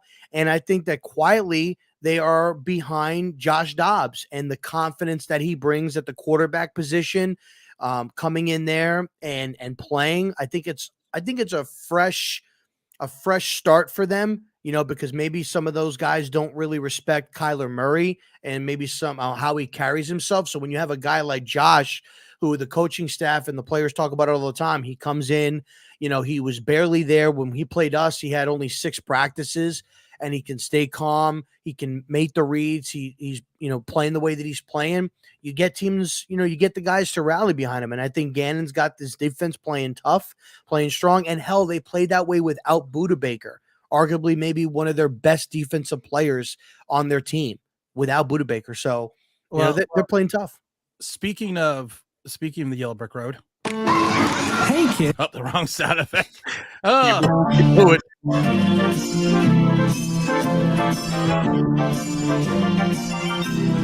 gotta come up with something. The old line thinks I'm nothing if I only had a sack. So wow, Kayvon Thibodeau was getting 19 and a half sacks the other day. Remember? I didn't say 19 and a half. I said 12. Azeez Ojulari was having another 47. I said 15 and a half for Azeez. Oh, 15, I'm sorry, 15 and a half. I said 15 for Azeez, and then I said 10 for Kayvon for a total of 25. And yes, I will eat my crow. It doesn't look that good. But that doesn't mean that Kayvon and Azeez can't have like a 4-sack game here sometime soon. Gentlemen, which brings me to my next point. Don't smell crack. Mike, have you noticed in your chat at all that people are taking some kind of revel in the fact that Arizona beat Dallas? And if so, why? I see it more on Twitter. I don't see it in the comments as much, but I don't think those type of people watch my videos anyway, but definitely on Twitter. I personally don't think it matters that much unless you expected Dallas to go undefeated this year, which they weren't going to. Like, there's spot games in the NFL. People have like, just teams have these off weeks. I don't think they went to Arizona thinking like they were going to put up much of a fight, and they did. And that's on them. Yeah. That's on Mike McCarthy. Like, I believe Dallas was like 12-point favorites or something like that. So do you expect that team to come out and play well? That was their first game without Trayvon Diggs too. So that could have something to do with it. I mean, they had, I think Tyler Biadasz, their center, might've been out too. Like there's reasons for it. I don't look at it as like, oh, maybe the Giants loss was not that bad. Like, no, you had all off season to prepare for week 1 and you crap the bed. So I don't look at that as like any type of good news for the Giants at all. No, that's kind of wishful thinking. All right, we got to run through a bunch of these chats. And I want to talk about Seattle. I said, sorry, you got the super chat from Zach Attack saying Ron ran himself out of Baltimore in 2021. He 100% did. Chris says, sorry, guys, I just didn't see it with our defense. This unit is turning into a huge disappointment. We're going to talk about that in a minute. Omega Supreme says, Daniel Jones is an android. He needs to bring out the human element. We always have to bring this up because, I love James. When white players criticize other white players, they got an issue. That's deep for some y'all.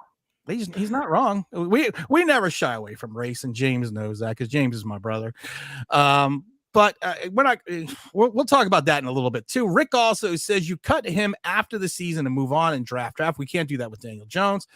James Williams says if Tim was a superhero, then Zach is his guy in the chair. Big ups to Zach. Zach Attack is my guy. We got the Swing Culture TV, who I haven't seen in a while. What's up, Swing Culture? What's going on? Are you gonna set the quarterback loose today? Throw the damn ball down the field. We're gonna talk about that as well. Let's see. The talent is weak. There's no aggression. Todd says there has been no indication of any improvement on this team from last year. I want to hit on that for a second yet, Mike, and you're nodding your head. Yeah.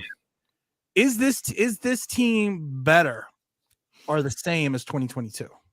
No, I think they're a bit better. My entire thing coming into this year was I think the roster's better, but the record might be a bit worse. I think a lot of people have had that same type of statement. Like, this team is better on paper than it was last year. There's no doubt about it. Like, now you have Darren Waller and whatnot. So you made your offense better. You brought in Paris Campbell, who hasn't been that impressive so far. He's been all right, but team's better, schedule is tougher. So I do believe, like, yeah, they may not win 9 games like last year. This may be a 7 or 8 win season, but on paper, they do look better, in my opinion. I will say this about Paris Campbell, and you have to give him credit for this. I have never seen a player drop the ball as much as he did with such fluidity. It takes effort to drop the ball. It takes effort to drop the ball as much as he does. You gotta have a kind of a real. It's like eating a nice bowl of pasta. You got to have some kind of talent. Rob, better or worse than last year? Well, I mean, I agree with Mike. I think on paper, right, the team is obviously better with the additions that they have, right? I think performance-wise, I think they're worse. Performance-wise, I think they're absolutely worse than they were last year. For at least for some point, we were able to sustain drives on offense last year, or at least move the football. This year, it doesn't look like we can do that. The defense looked a little bit more respectable last year. They really don't look like that, this year. And I'll say this, I feel like the team as a whole, there was an intensity that this team played with last year, a unity that this team played with this year. And it seems like right now this team is playing individually. Like, it's every player for themselves. It's not a team mentality. It just seems like I'm trying to go and get mines, and that's what it seems like to me. You don't have a leader on this team that's getting in people's faces, that's rallying people up. You don't have that. Even with Barkley, like, I remember seeing countless times last year where Barkley would be on the sideline during games. All right, guys, let's go. He doesn't even seem like that. He seems like he's sitting on the bench. He's just kind of going through his motions. Daniel's not that type of a guy, It just seems blah. Like, something is off this year when it comes to the motivation inside the locker room. They just don't seem like they're playing together. They just seem like they're playing separately, in my opinion. How much do you think week 1 has to do with that? Because last year they have the amazing win in Tennessee. They were underdogs and they go for 2 and win it. This year, complete opposite. You lose 40-0 to a divisional rival. Like, do you think that can really set the tone for a season, or is that kind of like looking too far into it? Well, according to Tim, it doesn't set the tone for the season at all. But wait. It doesn't, because last year Dable said this, and he said this after wins, and he said after losses. It's one game. We have to move on now to the next game. Anyone who's actually played the sport competitively will tell you, if you are festering about a game that happened 4 weeks ago, you got to get a girlfriend or you got to do something, because of the fact that should be out of your mind, because it's done with. It's done and it's over with. No, Yeah, but look, But was it a reality check for them of like, shit, maybe we're not no, that but good? I played football, right? And when I'll go back to a high school reference where I played football. There was a high school, Nature Coast High School, which was very, very good. It was the newest school that was on the block. They had a lot of good players, and early when they opened up their school, we were beating them, but they got kids that went there and they started dominating, and we played them twice a year. And leading up to that, the game that we looked at, that we circled on the schedule, was that game, because we were struggling to beat them. And when we had some young players that were showing up in camp and spring and everything like that going into the next year, we felt confident that we could be able to finally maybe do something. And then when they came in, I remember this, they came into our home and they blew us out 40-3. And after that game, we were pissed.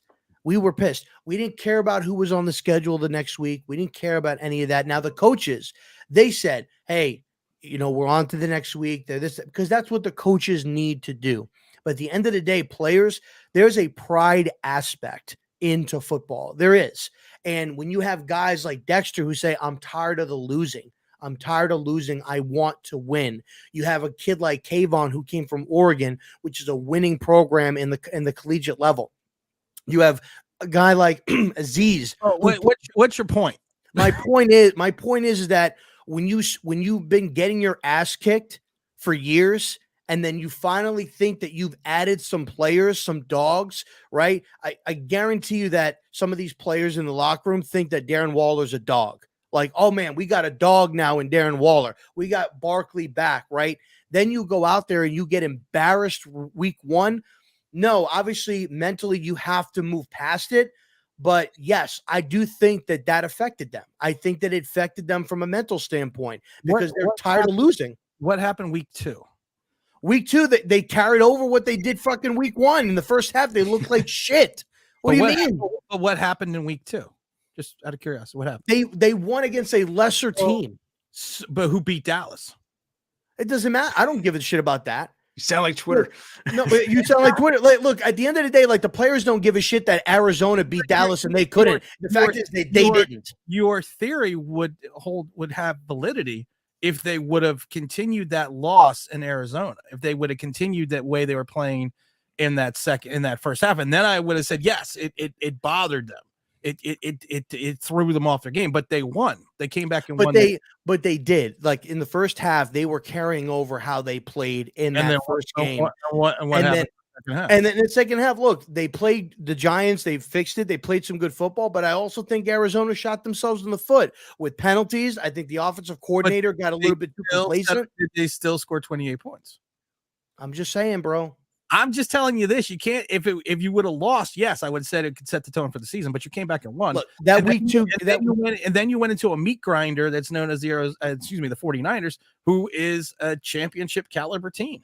I don't look at that week 2 matchup against Arizona any different than I looked at, say, Houston last year or the Bears game last year or any of that shit. Like, those teams are bad teams. Arizona, yes, they're playing hard, but they're still a bad team. We have a better roster. We have a better roster than Arizona does right now. Fuck, you had your best offense, probably your best offense and your best defensive player weren't even on the field in Kyler Murray and Budda Baker, and you didn't do nothing for 2 fucking quarters. And then all of a sudden they turned it up.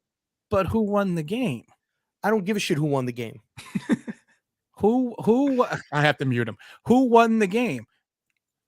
I believe the Giants won 31-28. The Giants won the game, Tim, and it was such a great team win that I'm so shocked that we came back and won that game. Well, thanks, Rob. I really appreciate that.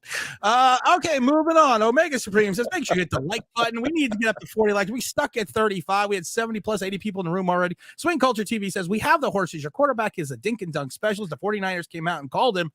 the $40 million dink and dunk specialist. Todd says, let's be positive. Matt Breida is going to explode.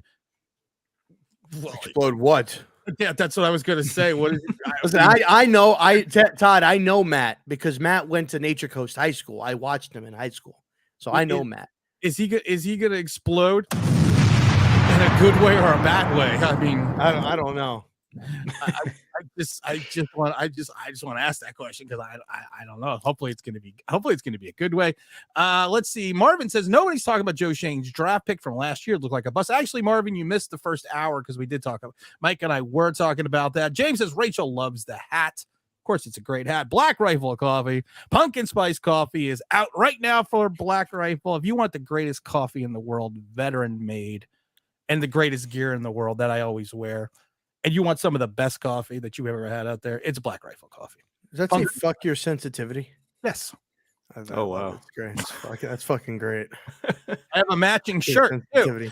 You know what? Some people on Twitter need to wear that hat. They need to go by what that says. Fuck your sensitivity. That's why I wear it all the time. But I want to just give a big shout out to the Black Rifle. Speaking of poor coaching, how about Bobby Johnson? Yes. Can we talk about Bobby Johnson, please? No. Okay, moving on. Marvin, do you think Joe Shane is telling Brian Dable what to do as a coach? Adam, we're not talking about Bobby Johnson yet. We gotta talk about the Seattle game. Oh, there's a garage band in Seattle. At least they're not. Bobby sucks. Bobby Johnson's terrible. Wait a minute. All right, I'm not going to talk. Okay, so if Bobby Johnson sucks, now Mike's going to follow this logic because Mike is intelligent. Besides coming on here, he's done some very smart things. Bobby Johnson sucks. Mm-hmm. Okay, he sucks. He's terrible. He's got off. But in some regards, the Giants' defensive line has sucked just as bad with more talent, if not worse. So wouldn't then the defensive line coach need to be called out on the same level as Bobby Johnson because of the fact that you can sit there and say the strength of this team, New York Giants defense, was supposed to be the vaunted front four. Mm-hmm. And they have been gashed. 30 plus carries, 140 yards. If Dallas decided to run the ball that first week of the season, they would have ran the ball for 200. I was sitting there. There was holes that were wide open. That's what she said. And I mean, so wouldn't it be the same thought process that our defensive line, and I know you love our defensive line coach, wouldn't it be the same process that the defensive line coach sucks even more because he's got Leonard Williams, Dexter Lawrence, Ashawn Robinson, DJ Davidson, Jordan Riley. He's got the Hogs, but for some reason the Hogs are basically turned into not Hogs. Can I respond? Yeah. Okay. So I will say this, that nope, I lied. No response. Sorry, Rob. It's okay. I deserve it. You do. Look, Patterson has done, in my opinion, has taken players that going into last year, like people were talking about trading Dexter. We're not talking about last year. We're talking about. Oh, hold on. No, listen. I'm not. No, listen. Hear me out. No, I'm not going back. No, I'm not going back. I'm talking about even leading into this year. No, Look at what Patterson has been able to do with Dexter Lawrence. He transformed Dexter. Where's Dexter Lawrence been in 3 weeks? He's top 5 in the league right now, still at his position as far as his performance. Where has he been making impactful plays the last 3 weeks? He's been making plays. What are you talking about? Plays that have changed the tell me the play in the in the Dallas game that changed the complexion. I mean, he's holding up a double team almost every freaking time. And we pay him like he's Aaron Donald. Donald gets triple teams and he still makes plays. They play 2 different positions. I'm not saying that, but I'm saying when people compare him, they compare him to Aaron Donald. Listen, I get it. You love Bobby Johnson. You don't think he's a problem. I don't love Bobby Johnson. I don't think we're going to have the smart person in this group come in. Oh boy. This question. I wasn't talking about you, Mike. I was going to call the wife. Oh, good. Mike, if you're going to blame Bobby Johnson for the lack of production, and some could say this, and I'm saying it all the time. It's sometimes, and I'm not calling any player on the Giants offensive line garbage. But sometimes when you coach garbage, the best thing you can make out of garbage is trash. That's just what it is. Maybe, and if you take a look at the Giants, who they have and who they've drafted and some of the players they have, they're not, I would say they're not the most high quality players. So more is expected for Bobby Johnson to come in here and turn those players into stars when Patterson has stars and his defensive line has, we can all say, has not performed up to expectations. Has not even come close. And we're not even talking about stopping the rush. We're also talking about rushing the passer. So wouldn't some moniker of blame then fall on your defensive line coach, who arguably has 3 times the talent that your offensive line coach has? Well, Tim, you must be new here. I'm disappointed because the root of all the Giants' issues ever has been the offensive line. Don't you know how this works by now? I Like, know. Come on. I mean, yes, you make a good point. There's a lot more talent. I said this earlier. Like, when you have a front four that has that much talent, you shouldn't have to like blitz as much as they do. But that's part of how they run things. Yeah, the offensive line, especially with Thomas out for most of the season so far too, it definitely does not help. Yeah, I feel like the defensive line coach should have just as much blame, if not more. I think that's a pretty fair point. I mean, yeah, I think Dexter Lawrence has played well based on the numbers this year, right? I agree with Rob when he says that, but there hasn't been many impact plays from the defensive line. You can point out a few plays where, okay, Leonard Williams run stop. Okay, you had the sack last week, and Kayvon, I don't know what he's been doing this year, honestly, but Dexter Lawrence has made some nice plays too. But I do expect better. There's too much talent, too many high draft capital players there to have the type of output they've had so far. Well, let me ask this question. Is it possible that to our standards, we think that these players on the defensive line are good, but maybe they're just not that good? Maybe they're just playing poorly. Like, that's a possibility. Like, right now, Dexter, to me, is, if you want me to be honest, Dexter Lawrence to me is obviously by far playing the best on the defensive line. And up until the point when he was benched, Jordan Riley, to me, was the second shining diamond in the defensive line. He made some plays in preseason. And up until the point where he got injured against Arizona, DJ Davidson looked like he was playing some good football as well.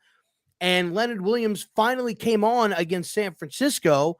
A'Shaun Robinson hasn't done anything. Nacho hasn't done anything. So is it possible that these players, the fan base was just overhyping these guys? They were just some great players, and they're just not that good.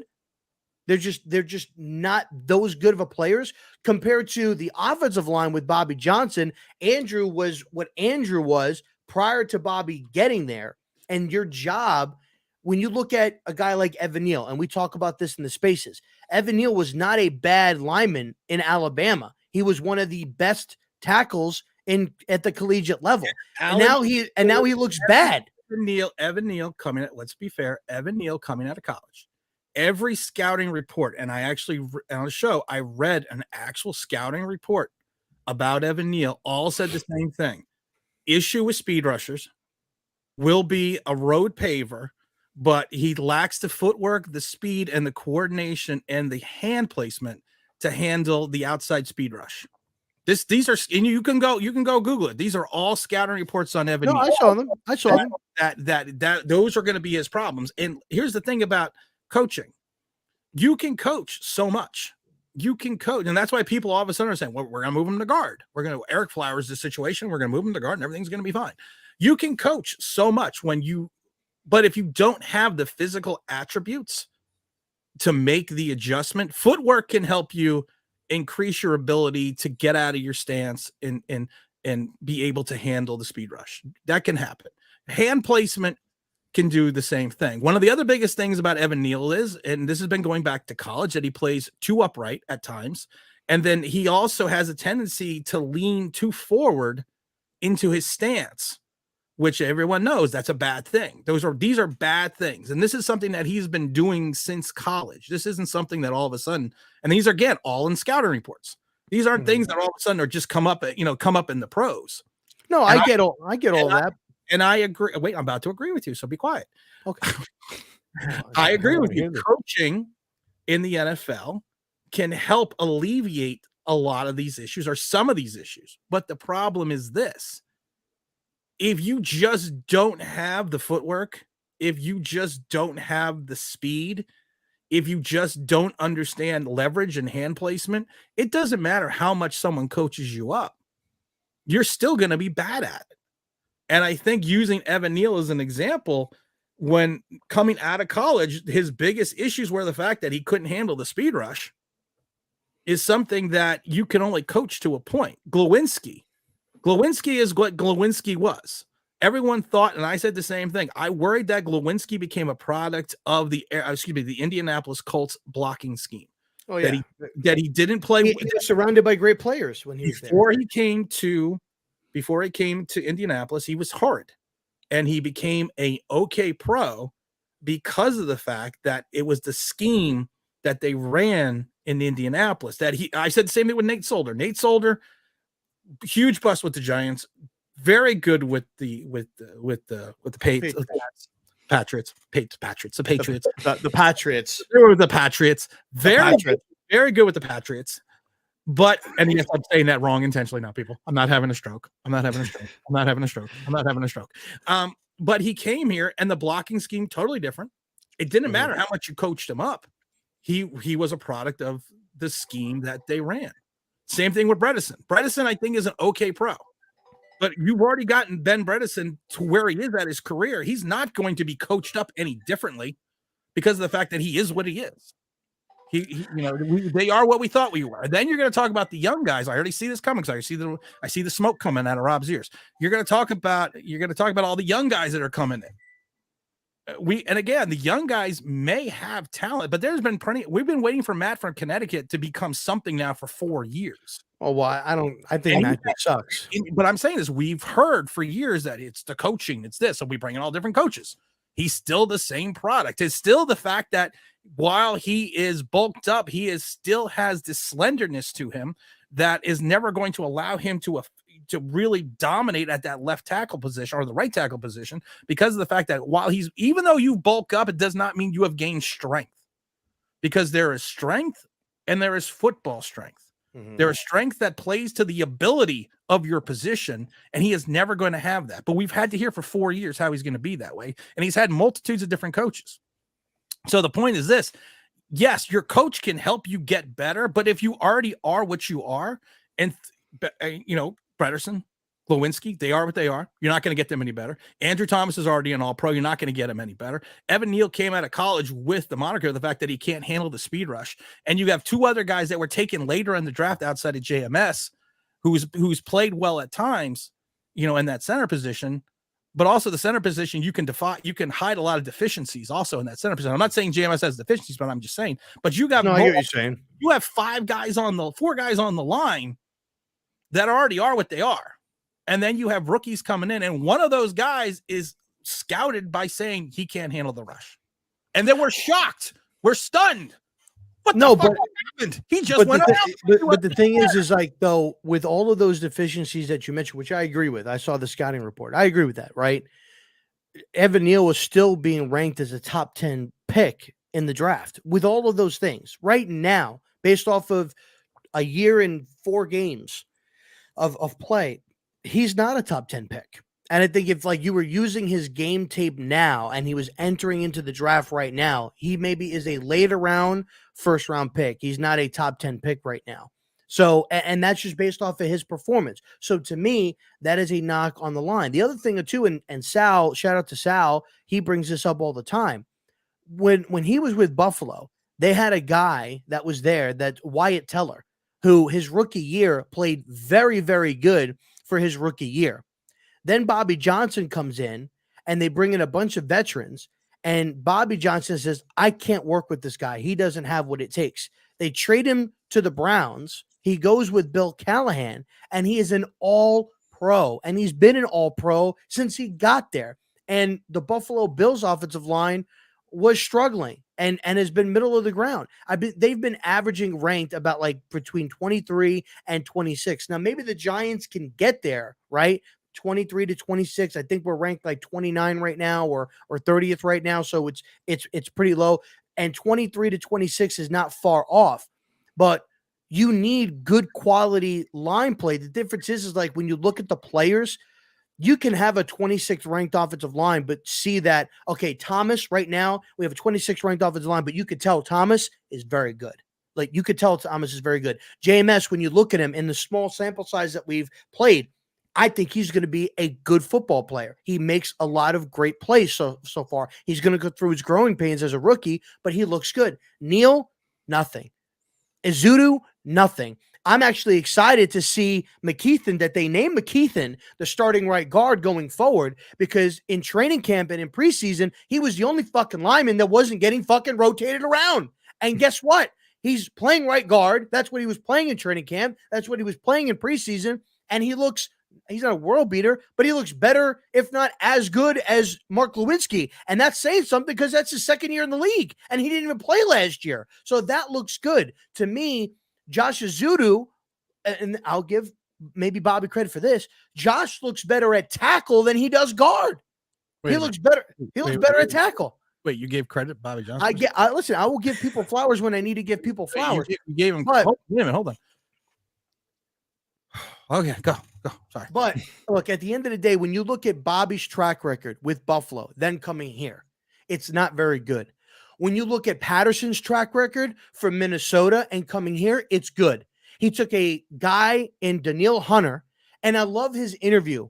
When he was interviewed, I don't know if you guys saw Patterson's interview, but you could just tell this is a coach. This guy knows his players. He knows what to do. Bobby Johnson, this is what Dave's and this is what we agreed to do. And, we're going to, I don't know why you guys are quiet. We know they need to be ready. And like, you don't even go into any fucking depth about, hey, this player and this player, whatever. Oh, if you're not Neal or Thomas, you're going to get moved around. I have a question though. You always bring up the Hunter. You always bring him up. So the fact that he got injured, Mr. Hunter. When? Danielle Hunter from the Vikings. Yeah. When did he get hurt? Didn't he miss the 2020 season? Yeah, I think he missed the whole season at one point. He missed the whole season in 2020. Yeah. Okay. So that's Patterson's fault? Yeah. Because I was waiting for you to say, well, his stats have gone down since Patterson has left. He doesn't have the same sack totals, but of course we want to talk about there was an injury involved in that. I'm just bringing that up. Well, no, I mean, since Danielle has taken over, he had back-to-back double-digit sack seasons. I think he had 8.5. No, he had 6 in 21, 10 in 22, and he's got 5 right now. So he has his last big sack season was 19, which he had 14.5, and then he missed the entire 2020 season. But he's still a top. You could put as far as being a pass rusher. I just Google it. He's like, okay, but as far as being a pass rusher, you could probably say that as far as getting after the quarterback, you could put him in the top 5 conversation, or he's in the top 8 at least. Like, so, and that's and it was about the way Andre Patterson talked about Danielle Hunter as the player, and he talked about Jordan Riley the same, almost kind of in the same light. I liked what he said about Jordan Riley. He says, "I like Jordan. I think Jordan's got a bright career, but we need to bring him on slowly." I like, and I'm excited that Jordan Riley's going to be, more than likely going to be active for this game. I want to see what he's able to do, but that's nice. You don't get any of that from Bobby Johnson. You don't get any of that. Who cares? I don't care what my coach says. I really don't care. I'm just saying. I think Patterson has a better track record. Well, you might have a better. We're not going to get it. Danny Duds. Danny Duds. I don't blame the defense that much. It's the offense that continues to put the bad spot in year to year. Omega Supreme says on the other side, maybe Bobby Johnson's poor coaching is due to the lack of play, due to the Giants being in the bottom 5 of time of possession.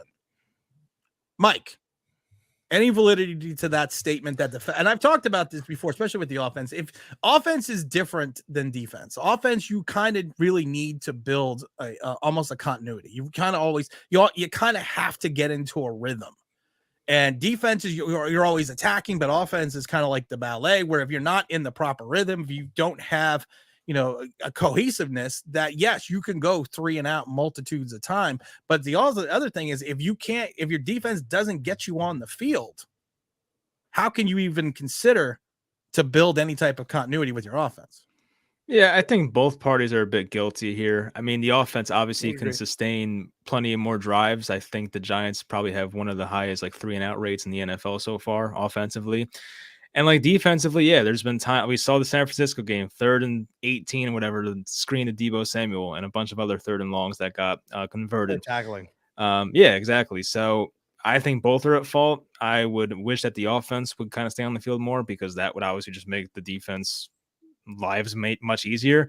So it kind of starts there, in my opinion. But yeah, I can't say like, oh, it's just the offense, or oh, it's just the defense. Like, I think both have not played up to the standard they're supposed to so far this year. And I hope against a team like Seattle tomorrow, where it's probably their most even matchup so far. Let's be honest, the Giants are not in the Cowboys or 49ers level, and we're supposed to be better than the Cardinals. I think tomorrow is probably the most equal matchup so far. So I'm kind of interested to see, like, where does the offense and defense fall? Like, the Giants, in my opinion, tomorrow have to score at least 20 points to win that game. You're not beating Seattle 17-14 or something like that. They're going to score points. But how bad does the defense look, and what kind of like defensive game plan do they have is another big thing, because as I said, I don't trust this team to cover the receivers at all, because they're very talented. We have rookie corners, and our pass rush should get there. Once again, based on the talent we have on the defensive line, they should get there against a bunch of backup offensive linemen, but that's to be seen. So I'll be looking out for that for sure. Tim, where did you say that we were ranked in time of possession thus far this season? Zach Attack Cat. I think we're in the bottom 5. Bottom 5. Zach, it is. I don't know if there's a way of you checking this, or if there's even a way, because it may just do it on the season. But is there a way to see where we were ranked at this time last year, as far as time? Because I felt like we were good with time of possession to start the year last year. I felt like we were sustaining good drives, because we had already played. We were going into the London game. I think this was our London game, week 4 last year, which we were playing against the Green Bay Packers. But I felt like we were sustaining drives last year, at least for the most part, better than what we were now. No? Or am I wrong on that? Online Big Blue is going to be looking at that. But let's get up to 50 likes, guys. We had 80 plus people in the room at one point. I got 82 now. We had 90 just a minute ago. So let's get up to 50 likes at least. At least Danny Duds says, how many TDs will DJ throw for the season? Under 14. We're going to get to that. I like Justin's comment. I skipped over. Is it possible that DJ just sucks, and we shot ourselves into a 4-year contract for a career year that was really mediocre season for anyone else? Our higher ups suck. We're not good. I just love that comment. I'm not going to get into that comment, but I love that guy. DJ's on pace for 11 touchdown passes. I know. Diet Go says, I see the squad is here. I finally made it for this one. What's up, MikeTooNice? What's up? It's saying it's all good. We got Mr. Alvarez says, this is why the Giant scouts should be off the team like last year, the last few years. Besides AT, they drafting Evan Neal type works in progress and player. Sometimes you just need a day one guy. I've talked about that before. Talked about sometimes you just need to get a plug and play guy. It's not the fact that you're looking for that exponential talent, which you're going to grow into, but it's just a guy that could potentially start day one. But I think to the Giants' perspective, they are looking for long-term talent, and they're not in a position where, they're probably going to compete at a Super Bowl level for the next couple of years. So I understand what the Giants are doing. I'm not going to bash him on that. Jones the nose. What good are fast receivers if your quarterback can't get to them? That is true. The Giants, let's see, we have the 28th ranked rush defense in 2022. We have we are 26th. We just went down. He's trash. I don't think he's trash. I don't think Mike's trash. I don't think that's nice. Maybe Mr. Says hello and it says you're trash. Wow. Well, no, he didn't. I just added that. I know. It's 27.53 in 2023, 33.28 in time of possession in 2022. So that answers your question. Zach Attack said we're in the top 5 in time. We were in the top 5 in time possessions. But they were also ranked 5th in rushing yards at that point. So that plays where are we ranked with rushing right now? It's got to be low. We got to be low. We got to be low. You got to be in the 20s. I think we have to be in the 20s. We're one like away from 50. In a minute, we are going to start the guess the score. No one guessed the score last week. No one's guessed the score in the last 3 weeks. We are giving away still the Eli Manning replica Super Bowl ring, 2011 replica Super Bowl ring.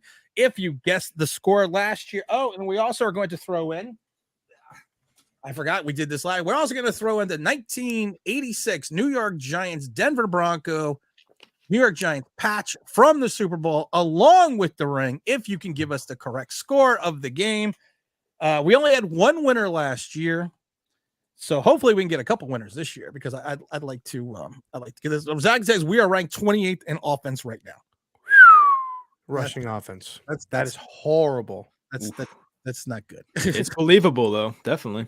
Well, dude, like week 1, they only gave fucking Barkley 12 fucking touches. Yeah. And it's just like, you know. Once And then obviously him being out. 50 likes, we're gonna start the guess the score because it is 11:45. I got to get out of here. I got family stuff that we have to do.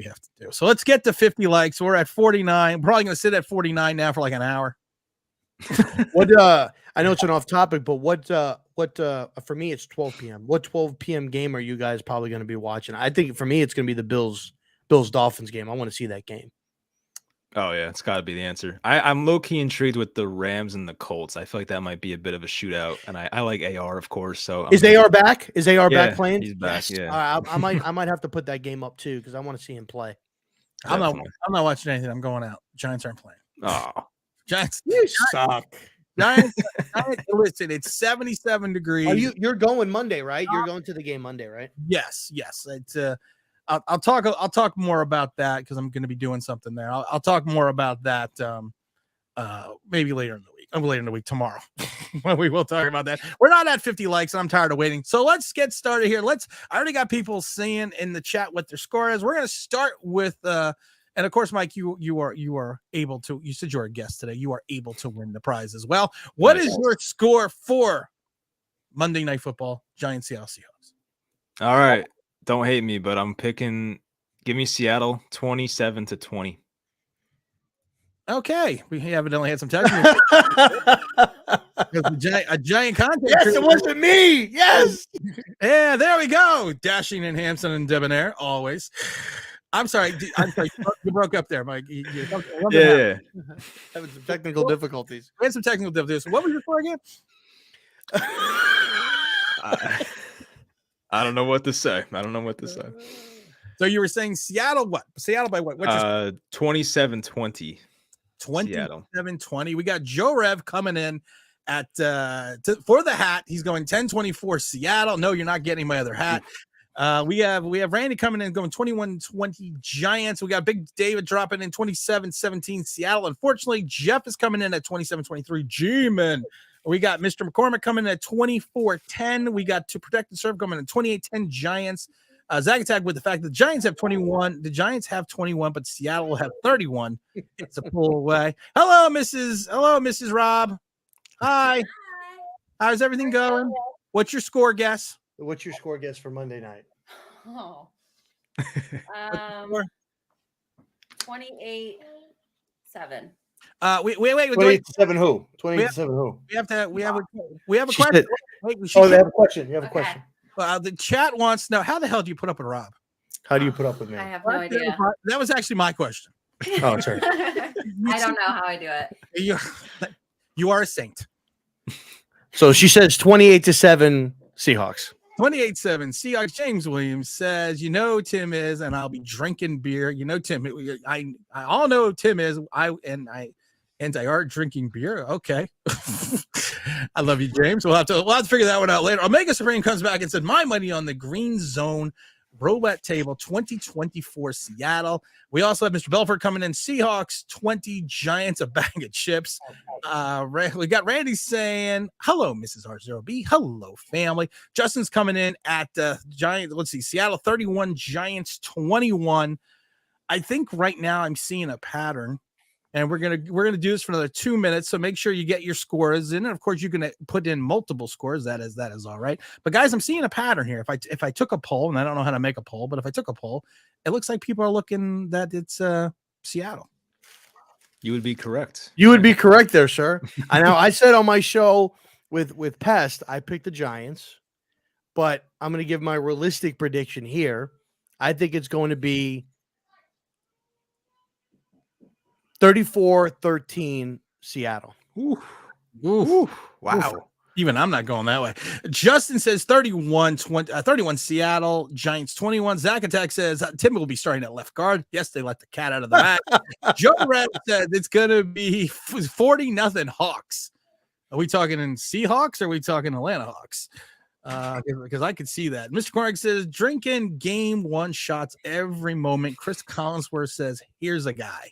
Here's a guy. You are going to be trashed. Giants 34 says it's going to be Giants 31, Seattle 13. 21, Seattle 13. We also have Zach saying, if the O-line plays well, will Bobby Johnson get credit, or was that these guys are all pros before? They were good before he got there. Before they even drafted him. Yep. I am going to give my score, and I usually don't give scores anymore, but I stopped a couple years ago. But I'm going to give my score today because I'm thinking this. I have a thought process, and it's an interesting thought process. What, that Daniel Jones didn't throw 2 touchdown passes last week, so there's a chance he's going to throw 2 this week? Yeah. Yeah. Yes, exactly. I am going this for Daniel Jones. Oh, shit. For the haters. 4 Daniel Jones touchdown passes. Ooh. Giants win this 28-17. It's the Jones game the Panty Boys are waiting for. It's not going to be the Jones half. It's the Jones games the Panty Boys are waiting for. They are then going to anoint him. Phil Simms, Eli Manning, Wyatt, Charlie Conley, all wrapped into one. And then he throws up a stinker the following week. Daniel, he's our guy. If he can do it, no one will cry. But I am taking the Giants 28-17. You are brave. I am brave. You are brave. But I just have this feeling, like I said, it's and Mike, it's one of these things, you know. He has a mediocre game. Then he comes back and plays somewhat well. This is the game, and I'm not high on Seattle, and I'm not sure that came out the right way. No, that didn't come out very good. I am not in the Seattle camp. I think I'm sure there are better things that you can smoke than Seattle. Yeah, I think there's too many injuries. I think the best thing that came out of Seattle was grunge and coffee. Not sleepless in Seattle? Except, come on. You tell me you got a fucking sound effect for sleeping in Seattle. Tell me you got one. What is it, you period? Is that why you're watching Sleepless in Seattle? You're eating bonbons right now and watching Sleepless in Seattle because you're on the it's okay. Why am I not surprised? It's okay. Why am I not surprised? I just don't think I don't think Geno Smith is as good as I think he had a great year. I think he's been playing okay. I don't think he's as good as advertised. I think the Giants defense is going to get to him. And I think that for one night, it's going to be 77 degrees, no weather. Ooh, it's comfortable. Ooh, that's a nice. It's going to be a nice night, no wind, no rain. No rain Excuse. Daniel Jones plays perfect in the dome. This is going to be dome-like weather. 28-17, G-Man. You know what? I think I figured it out, Tim. I think I have the answer on how we can turn Daniel Jones around. We should build a dome stadium. I agree. We should build a dome stadium, tear down MetLife, okay, make it the MetLife Dome or the Met Dome, whatever you want to fucking call it, and top 2 quarterback in the NFL. There you go. And we also have it. I solved it. You're welcome, Panty Boys. You're welcome. Tim said, Giants 34 says, do you remember that we're playing on Monday Night Football? Daniel Jones will be 1-12. Let's see what we got. Make sure we got any scores. Joe Rev says, Tim, that would be 4 touchdown passes to the G-Man or the combo. No, it's going to be 4. I'm doing Daniel Jones math. 4. It would be 4 touchdown passes by Daniel Jones. 4. So no rushing? No rushing? No rushing. When's the last time he had 4? Was that his rookie year? 4 passing? I believe. No, he had 5 against. Was his rookie year the Washington game where he had 5? Yes, that was the Washington game. Yeah. What did he throw? I think wasn't this the first year of Judge where we lost on that field goal? How many touchdowns did he throw in that game when Dexter jumped off sides? Didn't he throw 4 touchdowns in that game? I think he threw 4 touchdowns. I forget. I think he did throw 4 touchdowns. Kirk, so who is the Hawks kicker? Any good? I don't know. Jason Myers, former Jet. Jason Myers, former Jet. Come as you are, as you were. As you want me to be. Sorry, I had to do my Nirvana. Zach says Geno Smith has a higher completion percentage against the blitz, so that's something to look at. Well, the good thing is we don't blitz. We don't ever get to the quarterback, so we don't even need to worry about his completion percentage against that. Zach said he threw 3 touchdowns. And Omega says Hyatt and Waller need their first. And that's what I'm saying. Hyatt and Waller will get their first touchdowns Monday night. I'll take You it. you mean Waller, a 6'7" Waller won't get overthrown? Wow. Wow. I don't understand. Actually, you know what? Does a wide receiver have a touchdown for us yet? No, right? Does the wide receiver have a touchdown, Mike? Hodgins has one. Yes, he does. Yes, good call. Yeah. So we I think all right, Hodgins. I was gonna say if we don't, because I think the first wide receiver touchdown was Wan'Dale Robinson last year. He was the first wide receiver to score a touchdown. Yeah, I was gonna say him. Omega is right. No, Omega, you got it right. You don't have to delete it. You got it right. I saw that. You got it right. Mike will like this. I'll give you guys a hot take. Wan'Dale this week, 8 receptions, 105 yards, and he will have a touchdown. We need that. Yeah, I'll take it. There was next point. Don't smoke crack. There was a stretch in 21 where we went like 10 weeks without a wide receiver touchdown. And it was like Dante Pettis against the Panthers that 1 week. And we went like 2 months without a wide receiver touchdown. It was crazy. Well, after how many games did we go after Wan'Dale had that 110? I think he had 110 against the Lions. I don't remember the next time we had a receiver over 100 yards. I think it was a few weeks that we had a receiver over 100 yards because the Houston game was before the Lions game. So I know we didn't have 100 yard. The following game after that, we played Dallas, which we did not have a 100-yard wide receiver. Then we played Washington. We definitely did not have a 100-yard wide receiver in that game. We did not have one the rest of the year. Now that I'm looking at it. Slayton had 90 and James had 90 at one point too. But Wan'Dale, baby, he's the guy. He's the guy. This is a good question. First of all, is Ojulari playing? Yes, he is playing. Will Ojulari or Thibodeau get a sack? Yes. This is the last question. Mike, will he get a sack? I think Aziz will. Yeah, one of them I think will. I'll pick Aziz as well. Good pick. All right, we're gonna, as always, we're gonna close this out because I got to get the hell out of here. As Rob, you're not a guest, so you don't get a final thought. As always, Mike, we always give the guest the final thought of the day. It could be anything. It doesn't have to be Giant related. It literally could be anything. You could talk about how wonderful I am. I'm not going to be upset if you do. Just what is the MikeTooNice? And we appreciate Mike coming on because he probably had better things to do, like scrub the toilet or something than to do this. I could have been sleeping. I sleep late on the weekends. Could have been sleep. He could have been. I know there's always something better to do than come on to this show. So what is the MikeTooNice final thought that is going to carry us into this game on Monday? Well, I'm pissed right now. I saw that Drew Holiday went to the Celtics, and I hate the Celtics, so I'm not happy about that. Anyway, Giants related. That could be thought too, Drew Holiday. I thought the Knicks could have Drew Holiday and his age was a little bit scaring me a little bit, but I thought he could have been actually a really good fit for the Knicks. He was a Sixer, right, at one point too. Your other team, yeah. Yep.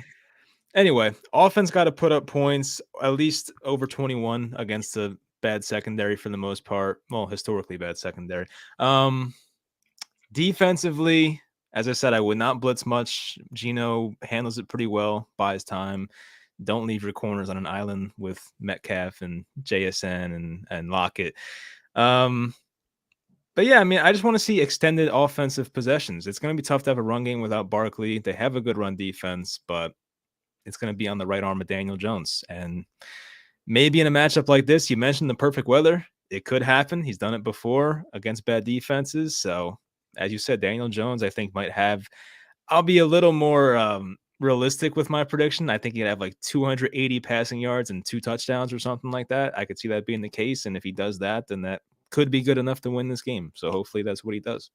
I think the Giants are going to trade for James Conner when he gets his 4 touchdowns this week. Will you be here? Will you be back on to kiss the ring of the OBB? Of course. Yeah. And then again, if you're right and I'm wrong, I don't know who the hell you are. I've never seen you before in my life. You were on my show last week. Who are you, Mike? What? What I You have? make- to- You make I have- content? What? Name is MikeTooNice. Never heard of you. Never heard of you. You make content? What? I've never heard of you. I've heard of this R0B guy. Rob, what's your final thought? Final thought, man, is like this game to me means everything to this season. This is a must-win game going into week 4 of the season. Dude, it is. I mean, because at this point, when you look at it, you know, you lose this game. I don't have us even having a snowball's chance against Miami or Buffalo at this point, the way that we're playing football. And you don't want to go into your next division matchup, which would be right after the Buffalo game, being 1-5. So go out there, win the game, and try to salvage something. But if we go out here, we lose this game, the season's over. The season's 100% over, in my opinion, with the next 2 games that follow. And at this point, it's just about develop. I'd like to see some of the younger guys play, start developing. And then you need to start having some serious conversations about, is there anybody on this team that you can trade that you can get some value for? McKinney, Leo, Adoree, try to salvage something and try to acquire some assets on guys that are not going to be the future, maybe not on this team. Barkley's another one. I hate to say it. I love Barkley. He's my favorite player, but Barkley's another one, where, you may need to start offloading some of these guys. As Rob so succinctly pointed out, we don't have a snowball's chance in Miami because of the fact that snow would melt in Miami. This is Sam. This is MikeTooNice, bringing it all in, bringing it all back. Giants Do the monkey with me. Do the monkey with me. Well, I appreciate everyone coming in, dropping by, stopping in. We are out of here. Have yourself a great weekend. Let's go, Big Blue.